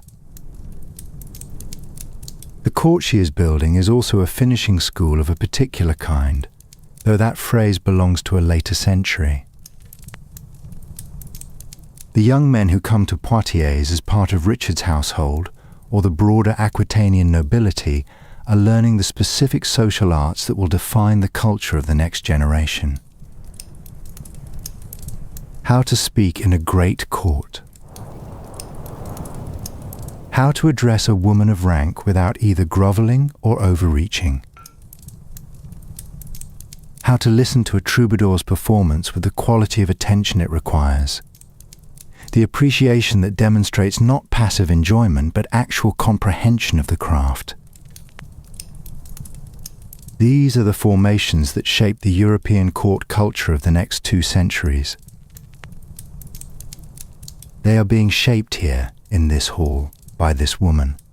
By today's standards, you would call this cultural influence, and you would note it with the mild interest that people note the cultural influence of historical figures. Interesting, abstract, at a distance. But sit in the hall and let the summer evening move through it, and the warmth of the stone, and the sound of the river, and the verses in a language made for pleasure, and understand that what is happening here is not abstract. It is the ordinary life of an extraordinary place, and the people living it do not know they are shaping anything that will last. They are simply present in a hall on a summer evening, doing the things that evening in a great hall requires, and the life is its own justification. The troubadours disperse when the political crisis arrives in 1173. The court at Poitiers does not survive what follows. But the literature it sheltered survives, and the formations it shaped survive in the people who were shaped by them, and those people go on to shape others, and the chain of transmission runs forward through 8 centuries to the present moment. You are, in a sense, a distant inheritor of what was happening in that hall on those summer evenings. The book is still open. The river is still running. The inheritance is still here. These 5 years at Poitiers, roughly 1168 to 1173, are also years of genuine political consequence. Eleanor is not only presiding over a cultural court, she is governing a great duchy on behalf of her son, which means managing the full administrative weight of Aquitaine in addition to the cultural program. The two are not separate. The court that attracts troubadours is also the court that manages the duchy's finances and hears its disputes and maintains the peace of a territory the size of a small kingdom. The cultural patronage is made possible by the governance, and the governance is made more effective by the authority that the cultural court builds and maintains. The young nobles who come to Poitiers are also being formed as governors, as the men who will administer the duchy and its dependencies after Eleanor is no longer available to manage them directly. They are being taught in the hall and in the administrative sessions that run alongside the evening entertainments, both how to sing and how to think, both the aesthetic standards of the courtly tradition and the practical knowledge of how a great domain is run. These are not separate educations in Eleanor's court. They are the same education, offered simultaneously, on the understanding that the man who cannot appreciate a well-made verse is probably also the man who cannot appreciate a well-made judgment. Richard is at the centre of all this, being formed for the inheritance. He is approximately 10 years old when Eleanor establishes the Poitiers court, and in the years between 10 and 15 he absorbs what the court offers with the attention of a child who knows he is being prepared for something large. The Occitan he grows up with at Poitiers is the language of his personal culture. The poetry he absorbs is the tradition he will carry with him. The governance he observes is the governance he will exercise. He is shaped here in ways that will define him for the rest of his life. Eleanor knows this is happening. She is doing it deliberately. The formation of the heir is not incidental to the Poitiers court. It is, in one of its most important dimensions, the Poitiers court's central purpose. The road south from the Loire Valley is green in November, and Eleanor is riding. The political situation has cracked open. Henry the young king, the eldest surviving son, given the title of king but not the authority, has risen against his father. Richard and Geoffrey follow. The King of France, Louis VIII, backs the rebellion from the north with the steady interest of a ruler who has been watching the Angevin Empire grow for 20 years and now sees a clear opportunity to diminish it. The son's grievances are real. Henry too has granted his boys titles without power, the ceremony of succession without its substance. They are grown men who want to govern, and he keeps deferring the giving. Eleanor's support for the rebellion is not fully documented in surviving sources, but what Henry does next speaks clearly enough. He does not restrict her allowances or confine her movements within the normal limits of a difficult marriage. He imprisons her for 16 years. The response is proportionate to the threat, as Henry understood it. You do not imprison your queen for 16 years because of excessive maternal sympathy. The capture comes in 1173 on the road south. The specific circumstances are unclear in the sources, and honesty requires saying so. A tradition recorded in later texts holds that Eleanor was disguised as a man when Henry's forces intercepted her, dressed in riding clothes to pass through territory his soldiers controlled. Whether this is historical fact or later embellishment is genuinely uncertain. It is offered here as a story that was told, not a fact that is established. What is established? She was intercepted on the road and brought to Henry. The road she was riding when she was captured is worth imagining for a moment. A November road in the Loire Valley, the vine leaves gone, the fields bare, the sky the particular grey of the French Atlantic seaboard in late autumn. She would have been riding fast, or as fast as the road and the season permitted, with a small escort. The calculation had been, move quickly, get south before Henry moves north, reach Aquitaine before the trap closes. The calculation was close but not quite right. The gap between close and right is where the 16 years happen. There is something in that image. The woman on the road, in November, riding south toward the duchy that has been hers since she was 15. That captures something important about what the captivity costs. She was going home. She almost made it. There is no trial. There is no public procedure.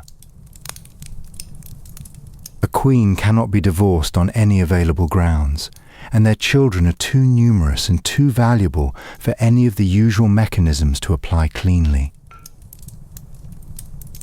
Henry does something simpler and more complete. He removes her from the world. Not from life. not from the performance of dignity. The appearance of queenship must be maintained even in confinement, or the story of what he has done becomes politically inconvenient. But from freedom, from governance, from the world that moves beyond a castle wall. Old Sarum, on the chalk hill above the early settlement that will eventually become Salisbury, is a functioning royal castle. Not a dungeon. A hilltop fortification with its household and domestic apparatus, positioned on the exposed Wiltshire chalk in a way that makes the hilltop feel even more exposed than it already is. Picture the view from those walls, the chalk plain extending in every direction, flat and enormous and pale in the winter light, the wind working across it without obstruction. The wind at Old Sarum is not a visitor, it is a resident. The Sheriff of Wiltshire's accounts from 1175 to 1180 record regular large expenditures on Eleanor's maintenance. Fine clothes are shipped from London on schedule. Ladies attend her. A chaplain says the canonical hours. The ledger is a portrait of a maintained dignity, a life preserved at considerable cost. The ledger does not tell you what she thought or felt. It tells you that someone made sure she was seen to be treated well, and that the cost of treating her well was real. She is perhaps 51 years old when the captivity begins. She will be 67 when it ends. The years between those numbers contain a particular human endurance. The endurance of a woman who has moved through more of the world than most people of her age could imagine, and who now must learn to live well in one very small piece of it. By today's standards, no law would permit what Henry does to Eleanor. There is no legal mechanism by which a political adversary can be simply confined without charge, without trial, without any formal process, for 16 years. But this is the 12th century, and what the king has the power to do and what the law permits are not yet consistently different things. She has no appeal. She has no advocate with the standing to press a case. She has the chaplain and the ladies and the fine clothes from London and the chalk plain in every season. The hilltop at Old Sarum is windy in the particular way of the exposed Wiltshire chalk. The wind does not stop so much as change direction, finding the gaps in the stonework, working at the walls with the steady patience of weather that has nothing else to do.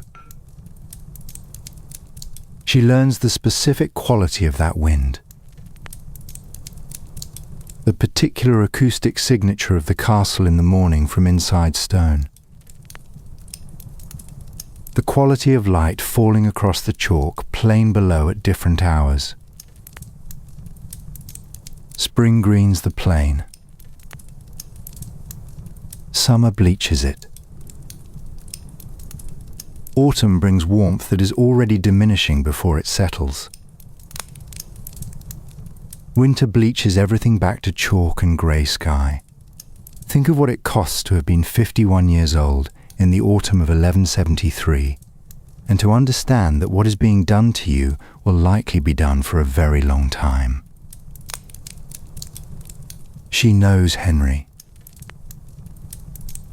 She has been married to him for 21 years. She knows his patience and his impatience, his capacity for the held grudge alongside the capacity for the sudden reconciliation. She knows what he does when he is genuinely threatened. What he has done, the capture, the confinement, the removal from governance, is the response of a king who is genuinely threatened. She is not going to be released quickly. The rebellion, in the short term, fails. By 1174, Henry the young king and Richard and Geoffrey have submitted to their father. The rebellion is over. Eleanor remains imprisoned. The rebellion's end does not change her situation, which tells you something about how Henry understands her position in the rebellion. Not as a bystander who supported her son's reasonable grievances, but as the political force behind it, the person whose removal was necessary for the empire's stability. She is, in this reading of events, correct. She was the political force behind it, in the sense that the south of France and its Aquitanian tradition of independence from outside authority was the foundation on which the rebellion rested, and Eleanor is Aquitaine in the most fundamental sense. She is the duchess whose personal authority over the duchy makes it controllable, and whose alliance with her sons made the rebellion possible. Henry is right about her centrality. The confinement is the act of a ruler who understands the political situation very clearly and is making the decision that the political situation requires. This does not make the confinement just, or kind, or acceptable by any standard a later century would apply. It makes it comprehensible, the action of a capable political mind operating in the political logic of the 12th century, in which a king who controls his queen controls one of the most significant political assets in his realm. You can understand the logic and still register from the inside of the castle walls that the logic is operating at your expense. She registers it. She is not broken by it. She waits. The waiting is not passive. You can see this in the small evidence of what she was able to maintain. Her correspondence with the outside world continues at some level, even if restricted. Her household continues to function, continues to be maintained with the forms appropriate to a queen, continues to cost the sheriff real money year after year.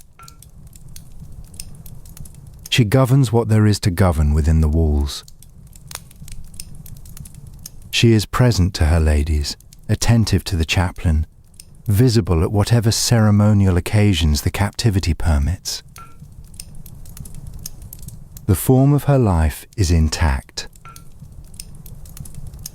The substance is reduced to what the walls contain. She makes it enough. In 1183, the young king dies of dysentery on campaign, reconciled with his father before the end. In 1186, Geoffrey dies in a tournament accident in Paris. 2 sons gone while she is behind a wall she did not choose to be in. She hears of both deaths from inside a castle. The reports arrive with the delays of news that has passed through several hands and several miles before it reaches her, and what arrives is the fact of the loss without the surrounding texture of presence that makes loss possible to comprehend gradually. Think of what that confinement means in the physical terms of a castle on a Wiltshire hilltop in the 1170s. The rooms are stone. In summer they hold the previous day's warmth until early morning, but in autumn and winter the cold is the cold of the chalk, which is the cold of the open plain amplified by altitude and constant wind.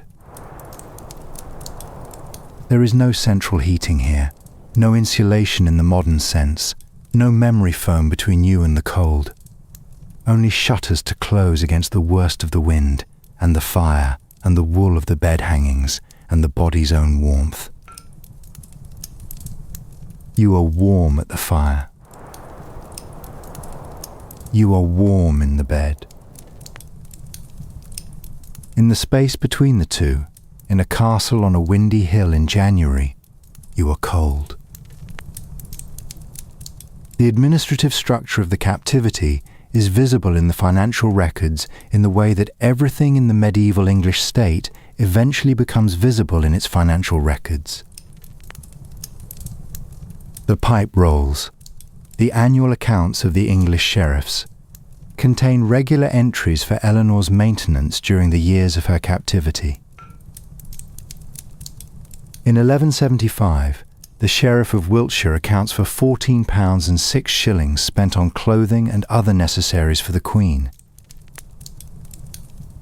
In 1176, similar sums for similar items. Year after year, the same accounting, the same entries, the same maintenance of a life that must be seen to be properly maintained even if its freedom is entirely absent. The clothing from London is the detail that lingers. Fine clothing, shipped regularly from the capital to a hilltop castle in Wiltshire. Not because Eleanor needs fine clothes for any social occasion at Old Sarum, but because she is the Queen, and the Queen must be seen to be clothed like a queen, even when no one is watching. The form of her rank is preserved in fabric and wool, and the careful accounting of a sheriff who understands that the books must show a queen being treated appropriately. The form is preserved. The substance is not.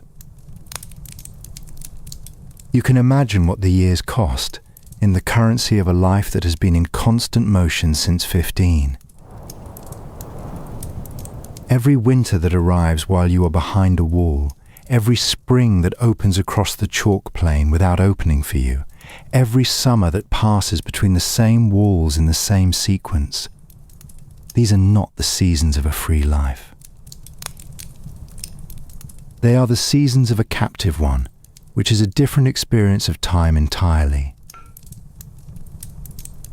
Time in captivity does not flow toward anything. It accumulates. She is approximately 58 years old in 1179, the midpoint of the captivity. She has been held for 6 years and has at least 10 more to go, though she cannot know the number. What she knows is that Henry is alive and on the throne, that her sons are variously alive and at various distances from their father's favour, and that the chalk plain below Old Sarum is the same chalk plain it was yesterday and will be tomorrow. She adapts because the alternative to adaptation is a worse kind of confinement than the physical one. She reads. She prays the office. She governs what small scope of influence remains available to her within the walls. She waits. There is a bell, and it marks the hours. Prime at dawn. Terce at the 3rd hour. Sext at midday. None at the 9th hour. Vespers at evening. Compline at the close of the day. Eleanor has lived her whole life in proximity to these rhythms, in courts where the chapel bell marks the day's structure, in churches where the office is sung at each interval. In a captive life, the bell takes on a different weight. It does not open possibility. It divides sameness. The hours do not lead anywhere new. They return, in sequence, to where they started. The canonical day is the same every day. The same prayers, the same responses, the same Latin cadences at the same intervals. This is the shape of captive time. The household is maintained. Ladies in waiting. A chaplain. servants for the practical business of a daily life that still, even in confinement, must be conducted at the level befitting a queen. The chamber assigned to her use, whatever room in Old Sarum or Winchester or Berkhamsted is currently serving as her quarters, holds the objects her station requires. Clothing from London, delivered on a schedule that reflects the political necessity of maintaining the appearance of queenship even in imprisonment. Books, almost certainly. The woman who ends her life reading an open book did not come to that habit late. Embroidery materials. The small domestic apparatus of a long indoor life, assembled in a series of rooms she did not choose. You can sit in such a room, surrounded by the evidence of a maintained dignity, and understand that the dignity costs something to maintain. It is not comfort. It is the form of her life being preserved against the collapse of its substance. The clothes arrive from London on schedule because the appearance of queenship must be visible even in confinement. The chaplain says the office at the correct hours. Everything is in order. Everything is in order and nothing is free. By modern standards, the absence would be total. There is no library available on demand, no way to import distraction or novelty at will, no correspondence freely conducted, no news arriving in anything like real time, no email, no printed books in every genre, no way to order the world delivered to your door. There is what is present in the room, and the room is the world. You learn to inhabit the room very thoroughly, and the learning is not comfortable at first, and then it becomes simply the lesson. How to be in one place, without the movement and variety that have defined your existence for 50 years, without being defeated by the stillness. Her correspondence continues within limits that the historical record does not fully resolve. Letters arrive, letters go out. How much is read before it reaches her, how much of what she writes is intercepted, is a matter the sources don't settle. What is known is that her voice does not entirely disappear from the record during these years. 3 letters attributed to Eleanor survive, written to Pope Celestine III in 1193 after Richard's capture in Austria. They are documents of precision and genuine anguish, combining political argument with something not far from grief, demanding papal intervention for Richard's release in terms that leave no room for the ambiguity of diplomatic courtesy. Whether shaped partly by her clerks, as formal letters of this period almost always were, the voice in them has a particular grain to it. The captivity has not simplified her. She is still there, still capable of the full force of her intelligence and feeling. The Wiltshire plain changes with the seasons, visible from the windows or during whatever supervised movement is permitted.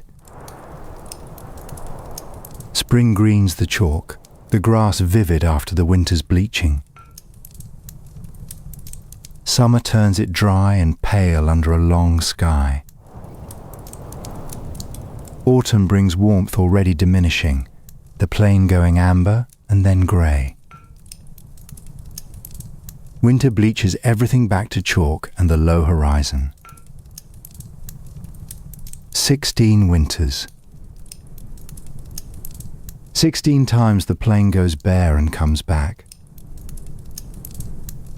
This is the time that captivity gives, not the eventful time of arrival and departure and political crisis and resolution, but the time of recurrence. Each season the same as the last, except you are older. Each spring the same green, except you are a year deeper into the captivity.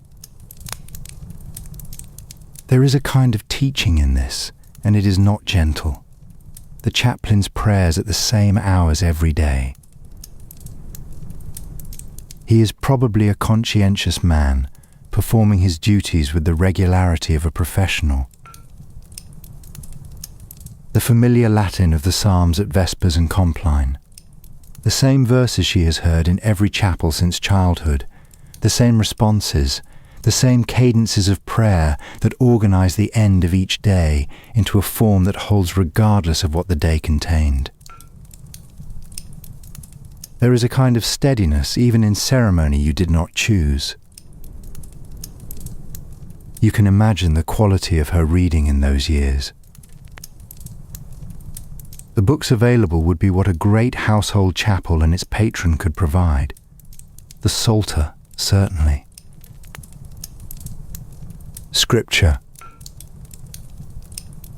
Perhaps something in French. The emerging vernacular literature was beginning to find its way into private book collections by this period. She had shaped that literature herself, in better years, through patronage and presence. Here, she receives it as a reader, privately, in the rooms she did not choose. The culture she helped build comes back to her in the form available to a captive, words on a page, needing only a candle and a quiet hour, which are among the few things captivity does not entirely prevent. Occasional supervised ceremonial appearances are permitted in the later years. Henry allows her to be seen in controlled conditions at significant moments. The performance of queenship must be visible, or the story of what he has done becomes politically awkward. She appears when permitted, carrying herself with the composure of someone who has spent their entire adult life being looked at in rooms and knows the precise difference between being seen and being understood. At Christmas of 1185, Eleanor appears with the court at Windsor, one of the recorded instances of her presence at a ceremonial occasion during the Captivity years. The court assembles. The formal meal is served. The candles burn in the great hall. The Queen is present, correctly dressed, appropriately positioned, performing the function that her presence is required to perform. What is not visible in the official record of that occasion, or any of the occasions at which she appears during the Captivity, is any sign that 16 years of confinement have touched the composure or the authority. She arrives at the court looking and carrying herself like a queen. She departs like a queen. The official surface is intact. Only the 16 years between one appearance and the next, the silence of the financial records in the intervals, indicates what the surface conceals. She is 63 years old at Christmas of 1185. She has 4 more years to wait. She does not know this. She knows that Henry is alive and in reasonable health, that the political situation continues to develop in ways she cannot fully observe from inside a castle, and that the chalk plain below Old Sarum has now completed 12 winters and is currently completing its 12th spring. The counting is not morbid. It is simply the natural activity of a mind that has been measuring things all its life and cannot stop measuring just because the things available to measure have contracted to the canvas of a captive year. Henry II dies at Chinon on the 6th of July, 1189. He had been ill for months. His final campaign against Richard and Philip Augustus had gone badly. A list of those who had betrayed him had been compiled for his inspection in his last days, and John's name was on it. His youngest, his last loyalty in the camp of his enemies. He died knowing this. Richard's order releasing his mother is immediate. Before the week is out, messengers are riding hard for wherever she is being held. She is 67 years old. She has been waiting for 16 years. And she moves. The release is not a gradual process. It is not a slow unwinding of restrictions over several months, a careful transition from captive to free. It is immediate. The message arrives. The gates open. She is out. The transition from 16 years of confinement to the full freedom of governance is not managed across a period of adjustment. It is managed in days. You can tell this from what the record shows her doing in the weeks after Henry's death. She is moving fast, making decisions, issuing orders, demonstrating that the 16 years have not touched the capability that the captivity was intended to contain. By modern standards, the medical and psychological literature would have significant things to say about the effects of 16 years of confinement on a person's capacity for immediate high-level functioning. By the standards of 1189, the capability is simply what it is, visible in the record, not requiring commentary. She is out. She governs. The capability is intact. The specific quality of that first freedom, the first night outside the walls that were never hers, the first morning in a landscape she chose to be in, is not in the record. The record begins with the actions, not the feelings. But you can sit with the imagined experience of it. The first morning on the English road, moving south or north or in whatever direction the business of governance requires, in open country, with the sky above and no wall between you and the horizon. The chalk plain of Wiltshire extending in every direction, the same chalk plain she has been watching from the walls of Old Sarum for 16 years, but now you are in it rather than above it, and the difference between looking at a landscape and being free to move through it is the difference between 16 years in one place and the whole world. The first thing she does, as documented in the record, is call for the release of prisoners held under Henry's forest law. Men who have been in cells for taking deer from royal forests. The men at the bottom of the legal structure, confined for the most ordinary of medieval offences. She releases them. The gesture is both political and personal, and the personal dimension is not accidental. She knows what it is to be confined. She does not leave people confined who do not need to be. Then the oaths. The English nobility must swear fealty to Richard before his return from the continent, and Eleanor collects those oaths in a progress through the country. This is the formal machinery of the succession, and it is machinery she has operated before, collecting oaths, receiving pledges, making sure the political ground is solid before the new king arrives to stand on it. She does it with the efficiency of someone who knows exactly what it is for and how it works. The progress takes weeks. The oaths are collected. The ground is solid. Richard arrives. He is now Richard I of England, and he owes his succession in part to his mother's capacity to hold the country together in the weeks between his father's death and his own arrival. This is not in the official accounts of the reign, which tend to begin with the king's arrival and to arrange what came before it into the category of preparation rather than governance. But the governance was real. Within weeks of her release, Eleanor is on progress through England. She is releasing prisoners, men jailed under Henry's forest law for taking game in royal forests, people who have spent years in cells for a deer. She is receiving oaths of loyalty for Richard, who is already organising his crusade. She is governing.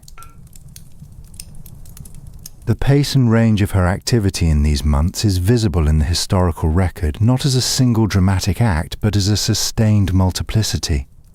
Many things done simultaneously, at speed, by a woman of 67 who has been held still for 16 years and intends to treat freedom as exactly what it is.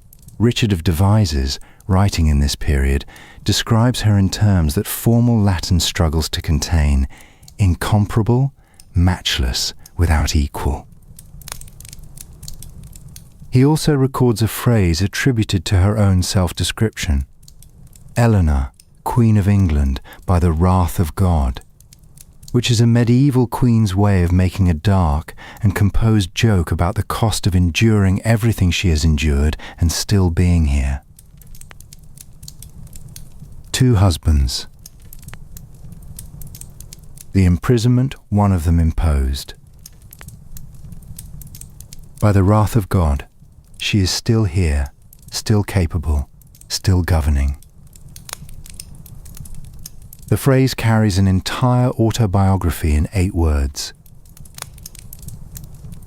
You can hear it, the tone of it, the particular quality of that composure, the voice of someone who has arrived at 67 with the kind of self-knowledge that can only be earned and has decided that what was earned is worth something. Not bitterness. Something harder and cleaner than bitterness. Richard departs on crusade in 1190. He leaves Eleanor as the effective governor of England alongside the justiciar, and she governs it. She knows how to govern. She has been doing it since the year her father died on the pilgrimage road. What may seem striking from the outside is the energy she brings to it at 68, 69, 70. A quality of engagement that the pace of the subsequent years makes visible. In 1190, she crosses to Normandy and makes the journey south through the winter Alps and across the spring of the Mediterranean to Sicily, to escort Berengaria of Navarre to the marriage with Richard that will take place in Cyprus in May of 1191. She makes this journey at approximately 68 years old because Richard needs it done by someone with both the authority and the practical capability to do it, and she is that person. Today, this would be filed under the category of the extraordinary. The 12th century does not file things under that category. It simply notes what was done and by whom. The journey is the journey. Alpine passes in February, cold in the way of altitude in winter, the path narrow and the footing uncertain. Horses breathing clouds of vapour on the ascents. The descent into the warmth of the Italian sun, then the sea crossing and the long blue of the Mediterranean in early spring. Sicily in April. Berengaria in Sicily. This is a woman who crossed half the known world on the Second Crusade at 24, and who now, at 68, is covering large portions of it again because the need is real, and she is the person with the authority and the capability to answer it. December of 1192. Richard, returning from the Holy Land, is captured by Duke Leopold of Austria and handed to the Holy Roman Emperor Heinrich VI. 150,000 marks of silver are demanded as ransom. Scholars studying the medieval English financial records estimate this at approximately England's entire annual royal revenue. There is no ransoming fund. There is no precedent. Eleanor organises the collection, the assessment and gathering of the silver across every holding in the realm through the sheriff's machinery, weighed and verified and shipped. She writes to Pope Celestine III demanding action. "I have lost the staff of my age," she says, in a sentence that has carried its weight for 8 centuries because it captures exactly what is felt. She knows what it is to be held. She knows what the release will mean. She works for it with everything she has. In February of 1194, Richard is ransomed and released. He meets Eleanor at Sandwich on his return to England. She is approximately 72 years old. He will live 5 more years.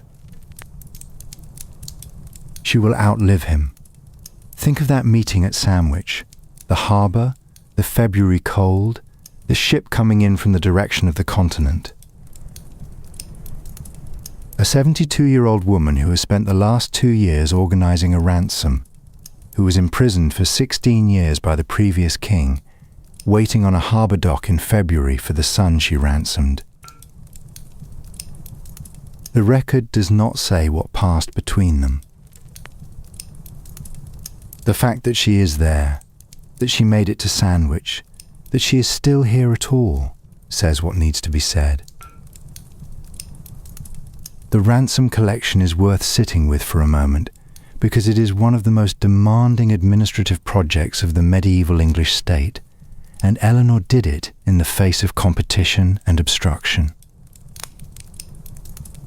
Prince John, during the Captivity, had been pursuing his own political agenda, trying to extend his authority in England, dealing with Philip Augustus of France, not precisely working toward his brother's release. The baronage had its own interests, not all of which aligned with the speed or completeness of the collection. The sheriffs had their own capacities and their own difficulties. And Eleanor was working all of this simultaneously, applying the authority she had rebuilt in the 5 years since her release and the authority that 65 years of active governance had built before it, to a task for which there was no precedent and no template. By today's standards, the logistics would require a treasury department, a project management team, a communications strategy for explaining to reluctant contributors why their payment is non-negotiable. In 1192, it required Eleanor and her authority and the legal instruments of the Angevin state applied with great firmness to the collection of a sum that everyone found painful to part with. The collection worked. Richard came home. The authority that made it work is the same authority that was present in the room at every stage of its construction, from Poitiers to Paris to Westminster to Poitiers again, built through 60 years of doing the work in public, in the rooms where the decisions were made, with the results visible to everyone who needed to see them. The years between 1194 and 1199 are years of gradual settling. Richard governs, Eleanor remains engaged, but with somewhat less urgency, and the pace descends from the sprint of the regency years towards something more considered. She spends much of this time at or near Fontevraud Abbey on the Loire, the great Plantagenet house she has known for decades, supported for years, visited as both patron and as the woman who has buried people here. The Loire runs below the Abbey walls, its particular unhurried sound a different thing entirely from the Thames or the Seine or the cold northern rivers of her long middle years. She is near the south again, or at least at its edge. The river here sounds more like the rivers of her childhood. Picture the quality of those years at Fontevraud. She is in her 70s, which in the 12th century places her among the oldest people in England or France in an era when most people do not reach 60. By modern standards, her age is not old. People routinely live into their 80s and 90s now, with the support of medicine and nutrition and working conditions that the 12th century did not provide. By the standards of the 1190s, she is ancient, and she knows this, and she has been treated as ancient since she was in her 60s, and she does not accept the treatment as accurate. She is still governing. She is still corresponding. The pace has slowed, but the capability is intact. The Plantagenet connection to Fontevraud is old by this point. Henry II had patronized the Abbey, contributed to its buildings, been buried there. The choice of Fontevraud as the Plantagenet necropolis was not Eleanor's alone, but she reinforced it with her own patronage and her presence. She knows the abbess. She knows the rhythm of the place. She knows the sound of the nave at vespers and the particular quality of the light through the east window in the early morning. This is not a new place. It is the most familiar of the places she has lived in the second half of her life. Picture yourself coming to Fontevraud after the years of regency and rescue, after the Alpine crossing and the Berengaria mission and the ransom collection and the press of governance. Coming to a place you know, to a river you grew up knowing the sound of, to a community whose rhythm is already yours from decades of visits. The particular quality of the quiet here is not the quiet of deprivation, not the quiet of Old Sarum, where the absence of sound was the sound of confinement. It is the quiet of a place that is simply, peacefully itself. The difference between those two kinds of quiet is the difference between everything Eleanor has been waiting for since 1173. The Regency years had required everything she had, at a pace that left no margin. The ransom collection alone, organising the assessment and gathering and verification of 150,000 marks of silver across every holding in the realm, would have occupied most of the institutional capacity of the Angevin state, and she was doing it simultaneously with the other work of governing. By modern standards, this would require a dedicated team, a finance department, a project manager, an external auditor. In 1192, it required Eleanor and the sheriffs and the willingness of the English nobility to part with a very large amount of silver on the strength of her authority. The authority held. The silver was gathered. Richard was ransomed. The authority that held the silver together through that collection is the same authority that has been building across 7 decades of public governance, from the day she first held the duchy as its sole heir. The authority of a woman who has been governing at the highest level for 60 years, who has been seen to govern, whose judgment has been tested in public repeatedly and found to be sound. You cannot build that kind of authority quickly. You build it by doing the work, over decades, and by being present in the rooms where the decisions are made, and by having the decisions turn out to have been right. She is 72 when Richard returns from captivity. He has 5 more years. They are not easy years. Richard's reign is a constant military effort to defend the Angevin continental territories against Philip Augustus, a campaign that consumes resources and keeps the army in the field and provides no relief from the pressure that has characterized every decade of the Angevin Empire. Eleanor watches this from Fontevraud, engaged but with the slightly different quality of engagement that belongs to someone who has been watching great powers collide for 60 years and knows the shape of what she is seeing. She knows how this works. She has been in the rooms where it was decided, and she has seen how it turns out.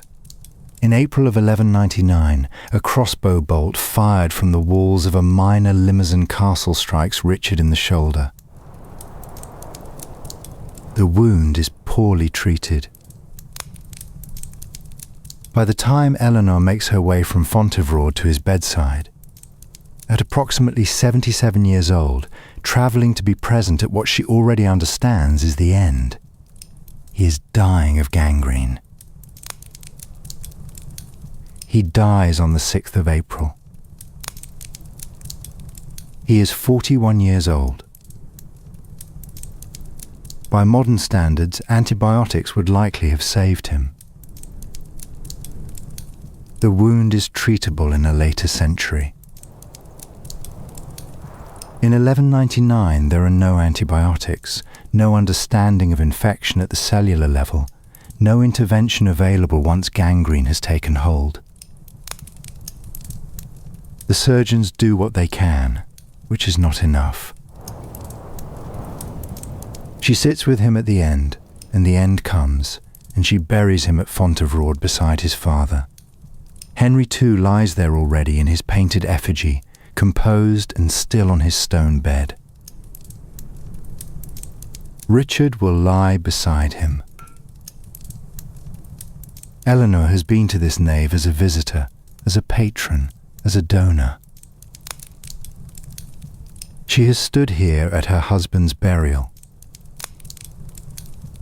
Now she stands here at her son's. The Abbey is already the house of the Plantagenet dead, and Eleanor is still alive.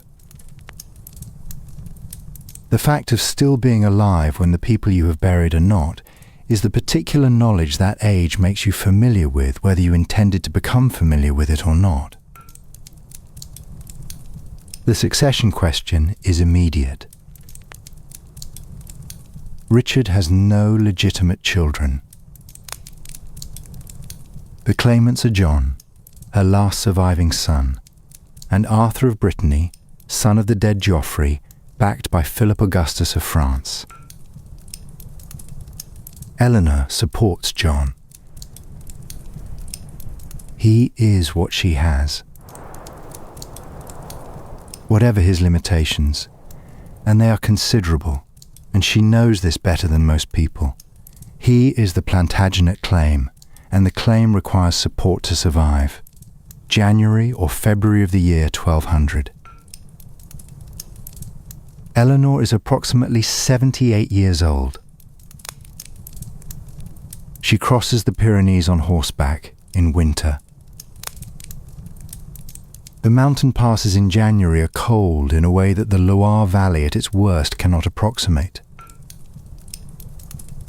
The dry cold of altitude, working its way through the best wool lining and the most carefully arranged riding cloak, making the horse's breath come in clouds and freezing the path underfoot to something treacherous on the descents. By today's standards, this journey would be considered an extraordinary physical undertaking for someone of any age. No other medieval queen dowager of this period did anything comparable. The sources are clear enough on this that the hedging can be brief. She crossed the mountains in January at 78, went to Castile, collected the girl she went to collect, and came back. Picture yourself on that mountain road. The path narrow between the stone faces of the pass, ice on the rock where the sun doesn't reach. The wind from the south, which in the passes becomes confused and comes from several directions simultaneously. Your horse stepping carefully on the frozen sections, feeling for purchase with each step. Behind you, the Loire and the Abbey. Ahead, Castile and the granddaughter and the long way back. The girl is Blanche, a granddaughter, daughter of Eleanor's daughter Eleanor, who had married Alfonso Veit of Castile. Blanche is to be betrothed to Louis, the Crown Prince of France, as part of a political settlement between the Plantagenet and Capetian houses. The calculation is Eleanor's, or at minimum shaped heavily by her. This marriage will bind the two dynastic lines and reduce France as an immediate military threat to John's position. You can sit with that calculation and appreciate what it takes to still be making it at 78. Not the physical act of the journey, though that too, but the political clarity that precedes the journey, the strategic thinking that identifies the marriage, proposes it, argues for it, and then decides that the person to execute it is herself. There are younger people available. She does it herself, because she is the person with both the authority and the credibility to make the meeting in Castile carry the weight that meeting needs to carry.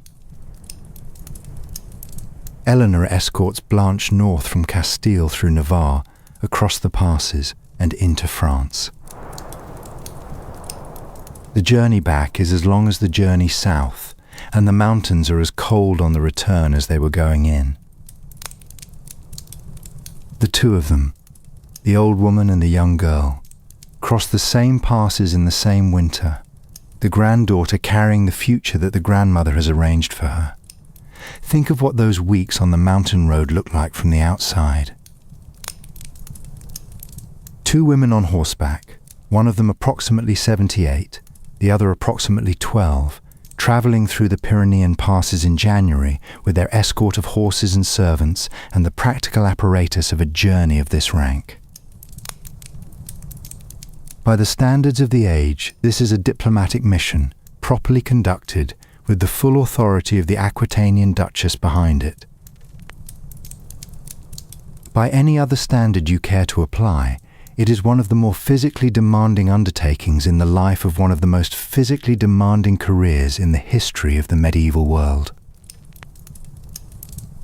You can sit with the image of Eleanor on that mountain road, the cold, the narrow path, the horse moving carefully on the icy sections, the escort behind her, the girl ahead or alongside. And understand that what makes it possible is not an exceptional physical constitution, though she evidently has that too. What makes it possible is the same thing that has made everything possible since the morning in 1137 when she became a duchess. The understanding that the work requires doing, that she is the person in the position to do it, and that the fact of difficulty is not a sufficient argument for not doing it. What Blanche of Castile will eventually become is something neither of them can fully know on that mountain road. She will become Queen of France. Her son will become Louis IX, Saint Louis, one of the most celebrated kings in French history. The old woman on horseback in the January mountains is, without being able to know it fully, planting a dynastic line that will run for generations. She is doing what she has always done, seeing the political reality clearly and moving toward it at whatever pace the reality requires. Eleanor returns to Fontevraud. She governs from the Abbey, charters still bearing her seal, documents from as late as 1202 and 3 recording the ongoing administrative work of a woman who has not stopped governing. The governance is not a role she holds from the outside. It is a practice formed over 60 years that continues as a matter of course, the way any deeply acquired practice continues long after the formal occasions for it have reduced in frequency. In 1202, Arthur of Brittany invades Anjou. Eleanor's grandson, her son Geoffrey's boy, the rival claimant to the succession, lays siege to the castle of Mirabeau where Eleanor happens to be. She holds it. She sends for John. John covers 100 miles in 48 hours and relieves the castle. Arthur is captured. Eleanor's last military action is an old woman holding a castle against her own grandson and winning. After Mirabeau, she retires to Fontevraud and takes the veil. The world no longer requires what it once required of her, and she is 80 years old and has spent 65 years requiring things of herself. She chooses the Abbey, the river, the stone faces of the people she loved best, who are already lying in the nave. But before Mirabeau, before the retreat to Fontevraud, there is the question of John. Eleanor's relationship with her youngest son is the most pragmatic of her relationships with her children. Not the deep emotional bond she had with Richard, not the political camaraderie she had with the young king before the rebellion, but the clear-eyed support of a woman who understands that John is what she has, and what she has must be made to work. She knows his limitations. The historical record and the contemporary record make those limitations clear enough. He is capable of the small betrayal. John's name on that list at his father's deathbed was not a surprise. He is capable of the larger failure of nerve when nerve is what the moment requires. And yet he is also the Plantagenet succession, and the Plantagenet succession is the political structure that Eleanor has spent 65 years helping to build, and she is not going to let it dissolve because her last surviving son is a more difficult proposition than his brother was. So she supports him with the full weight of her authority and her political network, and the support is effective even when she does not approve of everything it is sustaining. The Arthur of Brittany crisis is the clearest example of this. Arthur is Eleanor's own grandson, the son of her son Geoffrey, raised at the French court, backed by Philip Augustus, a legitimate claimant to the Angevin succession and a real threat to John's position. That Eleanor finds herself holding a castle against him at Mirabeau in 1202 is a measure of how thoroughly the political arithmetic has restructured itself since the days when the empire was expanding and all the children were alive and the future seemed to have more possibilities than the present had problems. The Mirabeau episode is also the last moment at which the Angevin political structure functions at anything like its old speed. John's 100-mile ride in 48 hours is the response of a man who can, when the circumstances are sufficiently concentrated, operate at the pace his father operated at. The castle is relieved. Arthur is captured. Eleanor is safe. And within months she is at Fontevraud, making the final choice, which is not a surrender but a selection. Choosing the place that holds the people she loved, in a landscape she knows, in the company of the liturgy that has marked every day of her life since childhood. She chooses the Abbey the way you choose anything, when you are 80 years old and the world has given you both more and less than you expected, deliberately, knowing what you are choosing and accepting the shape of it. The Loire outside the Abbey walls sounds, in the early morning, the way rivers in the south of France always sound, unhurried, old, continuous, indifferent to the great matters that have resolved themselves on its banks. She has known this sound all her life, in various versions and at various distances. Here it is close. Here it is, hers. The Romanesque nave is long and cool and smells of incense and old stone and the accumulated sweetness of wax that has been burning in the same space for 100 years. You can sit in it and let the quiet settle around you. The light through the high windows falls at an angle that changes slowly through the day.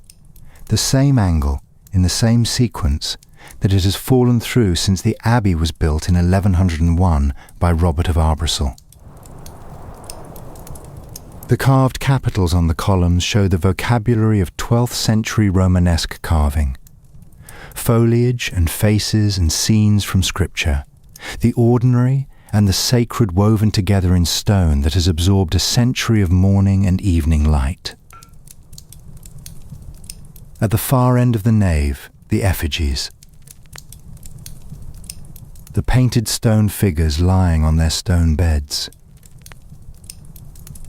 Fontevraud was founded on a principle unusual enough that it still merits noting: a double monastery, men and women in separate enclosures, governed at the top by the abbess.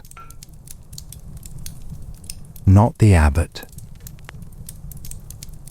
The woman at the top has real authority here, confirmed by papal privilege, in a world where most institutional authority runs through men. Eleanor has known this place for decades. She has patronized it, supported it, buried the people she loved here. Now she is here herself, not as a visitor, not as a patron passing through, but as a resident. She takes the veil. She is, formally, a nun. A noun she has not previously been. Her position within the Abbey is not that of an ordinary nun. She has her own house near the chapel of St. Laurent, a small building within the Abbey precinct set aside for her use, with her own household. Ladies. Clerics. The small retinue appropriate to a woman of enormous rank who has taken the veil but retains the social gravity of everything she has been. Visitors of political significance continue to come. Correspondence arrives and goes out. The world outside the walls still knows her name and responds to it. Picture the quality of a day here. Morning light through the small windows of the house, the bell for prime already rung, the sound of the nave's liturgy beginning its daily sequence at the chapel close by. The first morning hours, the reading or the prayer or the administrative work, the letters still requiring answer, the seal still used with the authority it represents. Breakfast, the simple fare of the Abbey life. Bread, perhaps a little wine from the Abbey's own holdings, fruit when the season allows. The bell again at terce. The quality of the day making its usual progress through the canonical hours, the same rhythm she has lived by all her life now arrived at in a new key, chosen rather than inherited, entered into rather than imposed. Her seal is still a seal of real authority. Charters survive from as late as 1202 and 1203.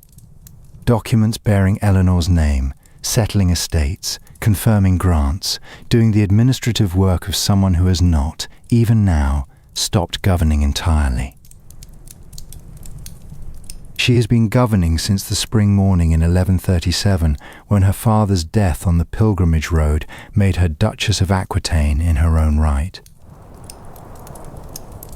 The governance is not a role she holds from the outside.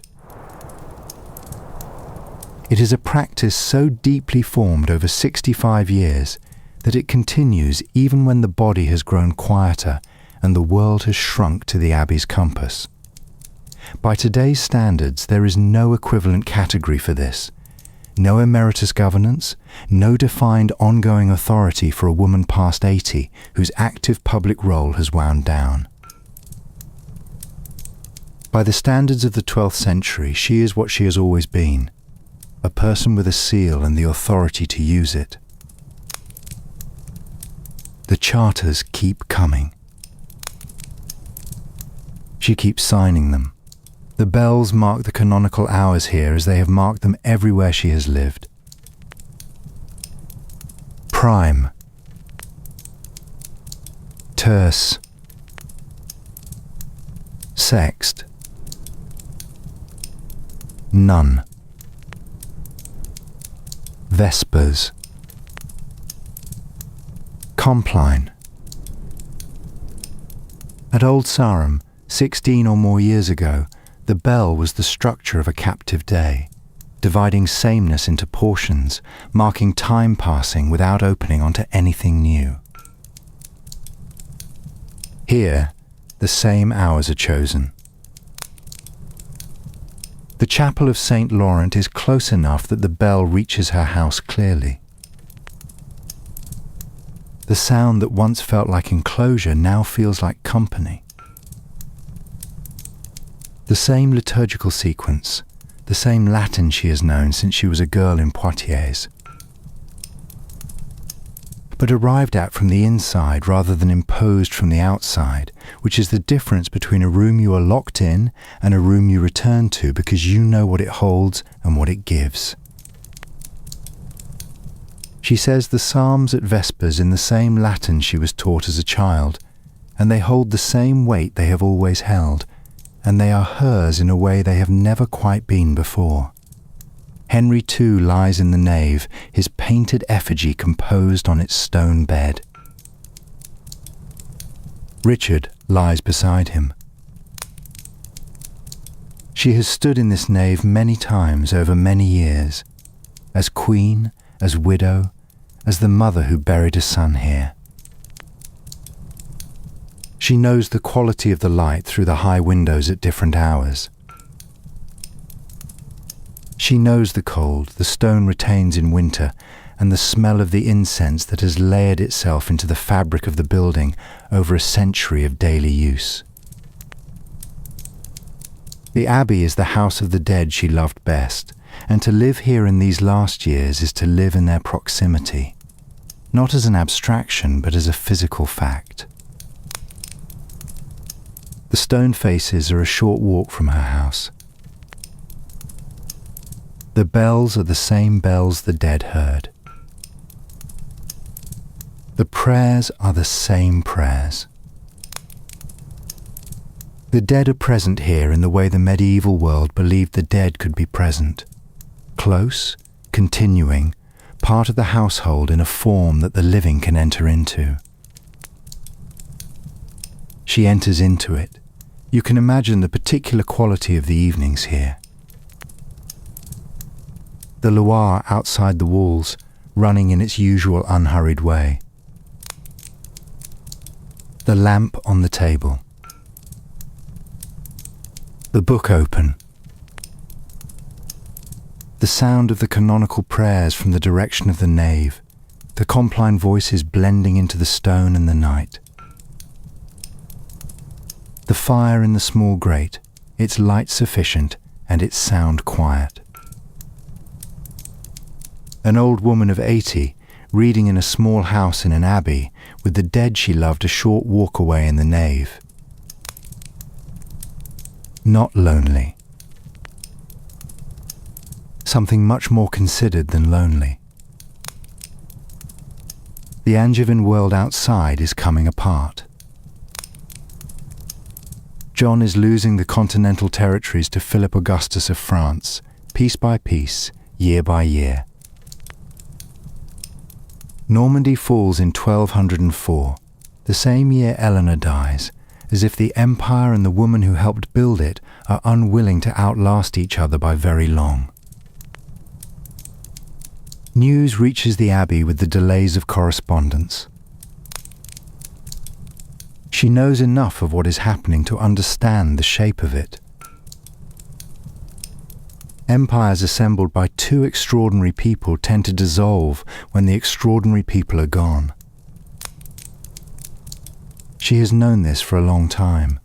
You can sit with that knowledge and understand it is not resignation. It is simply the application of her entire life's experience to the situation in front of her. She has watched the Angevin Empire assembled, from the Whit Sunday wedding to the Westminster coronation to the decades of constant governance, and she knows what it required to build it, and she knows that what it required was two specific people with specific capabilities operating at their maximum for a very long time. One of them has been gone for 5 years. The capacity she provided is gone. The empire will follow, as empires do when the people who assembled them are no longer available to hold them together. This is not a failure. It is the ordinary way of things applied to an extraordinary situation. She built it. She governed it. She defended it. She was present at its birth, and she will be present in the Abbey outside, whose walls the world it created is dissolving at something that resembles its end. The circle closes in the way circles close when they are very large and very long, not neatly, but with a kind of completeness that is its own form of satisfaction. The days in the Abbey have the quality of days that are genuinely complete in themselves. The morning bell.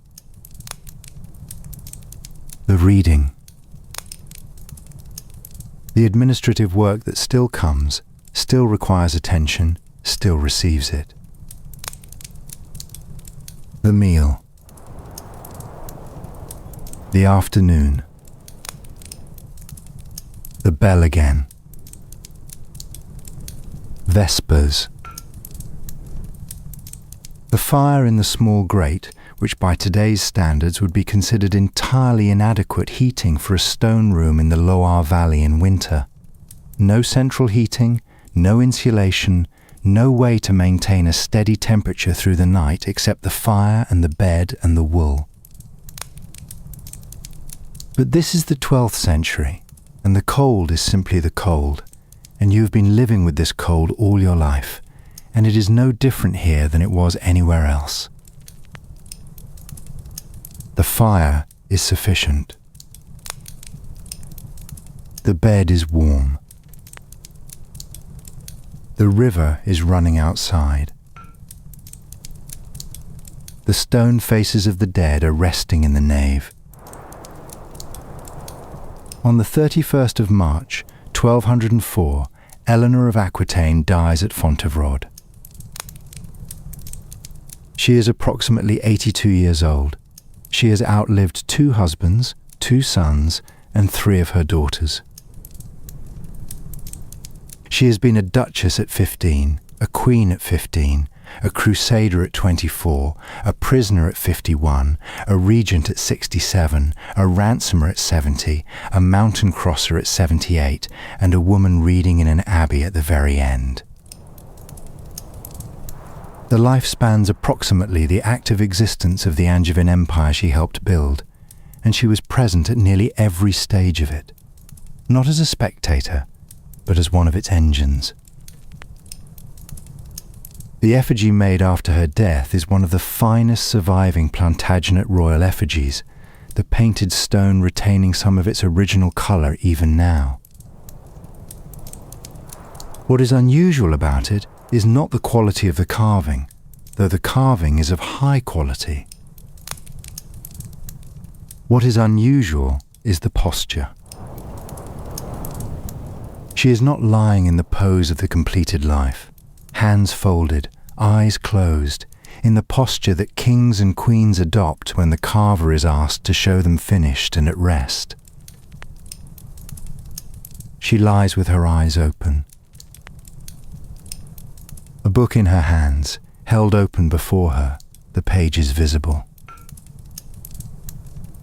A small smile at the corner of the mouth, as if the last thing she read was worth reading.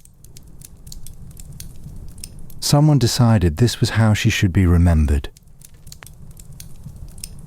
Someone who knew her or who understood what the image should say, chose the open book and the open eyes. The book is the whole argument in one gesture.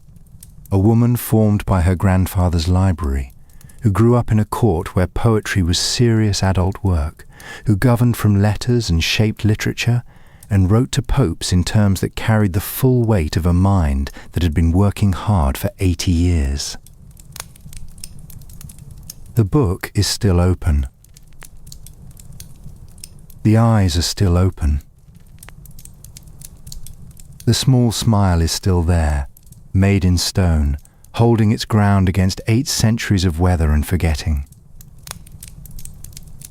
She is present in it.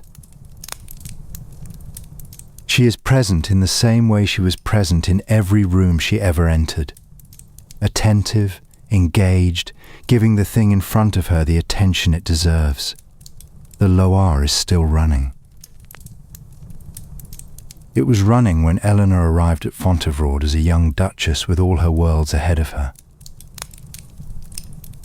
It was running through the 16 years she was held at Old Sarum and could not reach it. It was running when she crossed the Pyrenees in January and when she came back with the granddaughter and the political settlement. It is running now, in the dark beyond the Abbey walls, steady and unhurried and indifferent to the great matters that have resolved themselves on its banks. You have followed one life from its beginning in a limestone hall in Poitiers to its end in an abbey on this river. More than 80 years. More different worlds than most people of any time encounter in a life twice as long. The warm limestone south of France, where the poetry was as serious as the governance. The cold northern court, where it was not. The Crusade Road in Anatolian summer, with everything the household needed packed on mules. The hilltop at Old Sarum, 16 years of a wind that did not stop, and a bell that divided the sameness into portions. The January mountains at 78.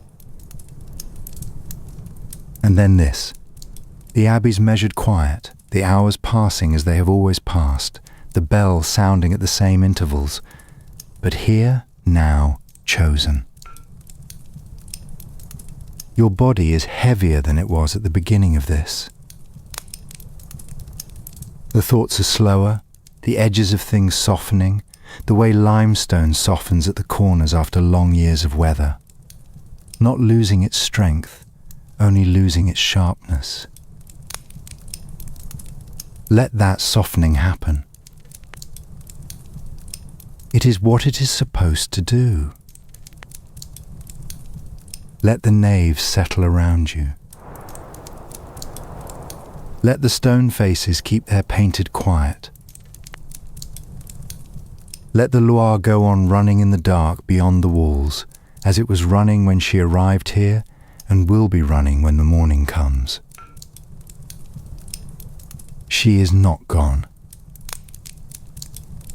She is in the book. The open book, the open eyes, the small smile the carver gave her. Reading. Present. The whole long life visible in the gesture of a hand holding a page. The darkness holds you now, the way the Abbey held its dead, not as an ending but as a keeping. The stone is warm with the last warmth of the day. The river runs. Rest now. Sweet dreams.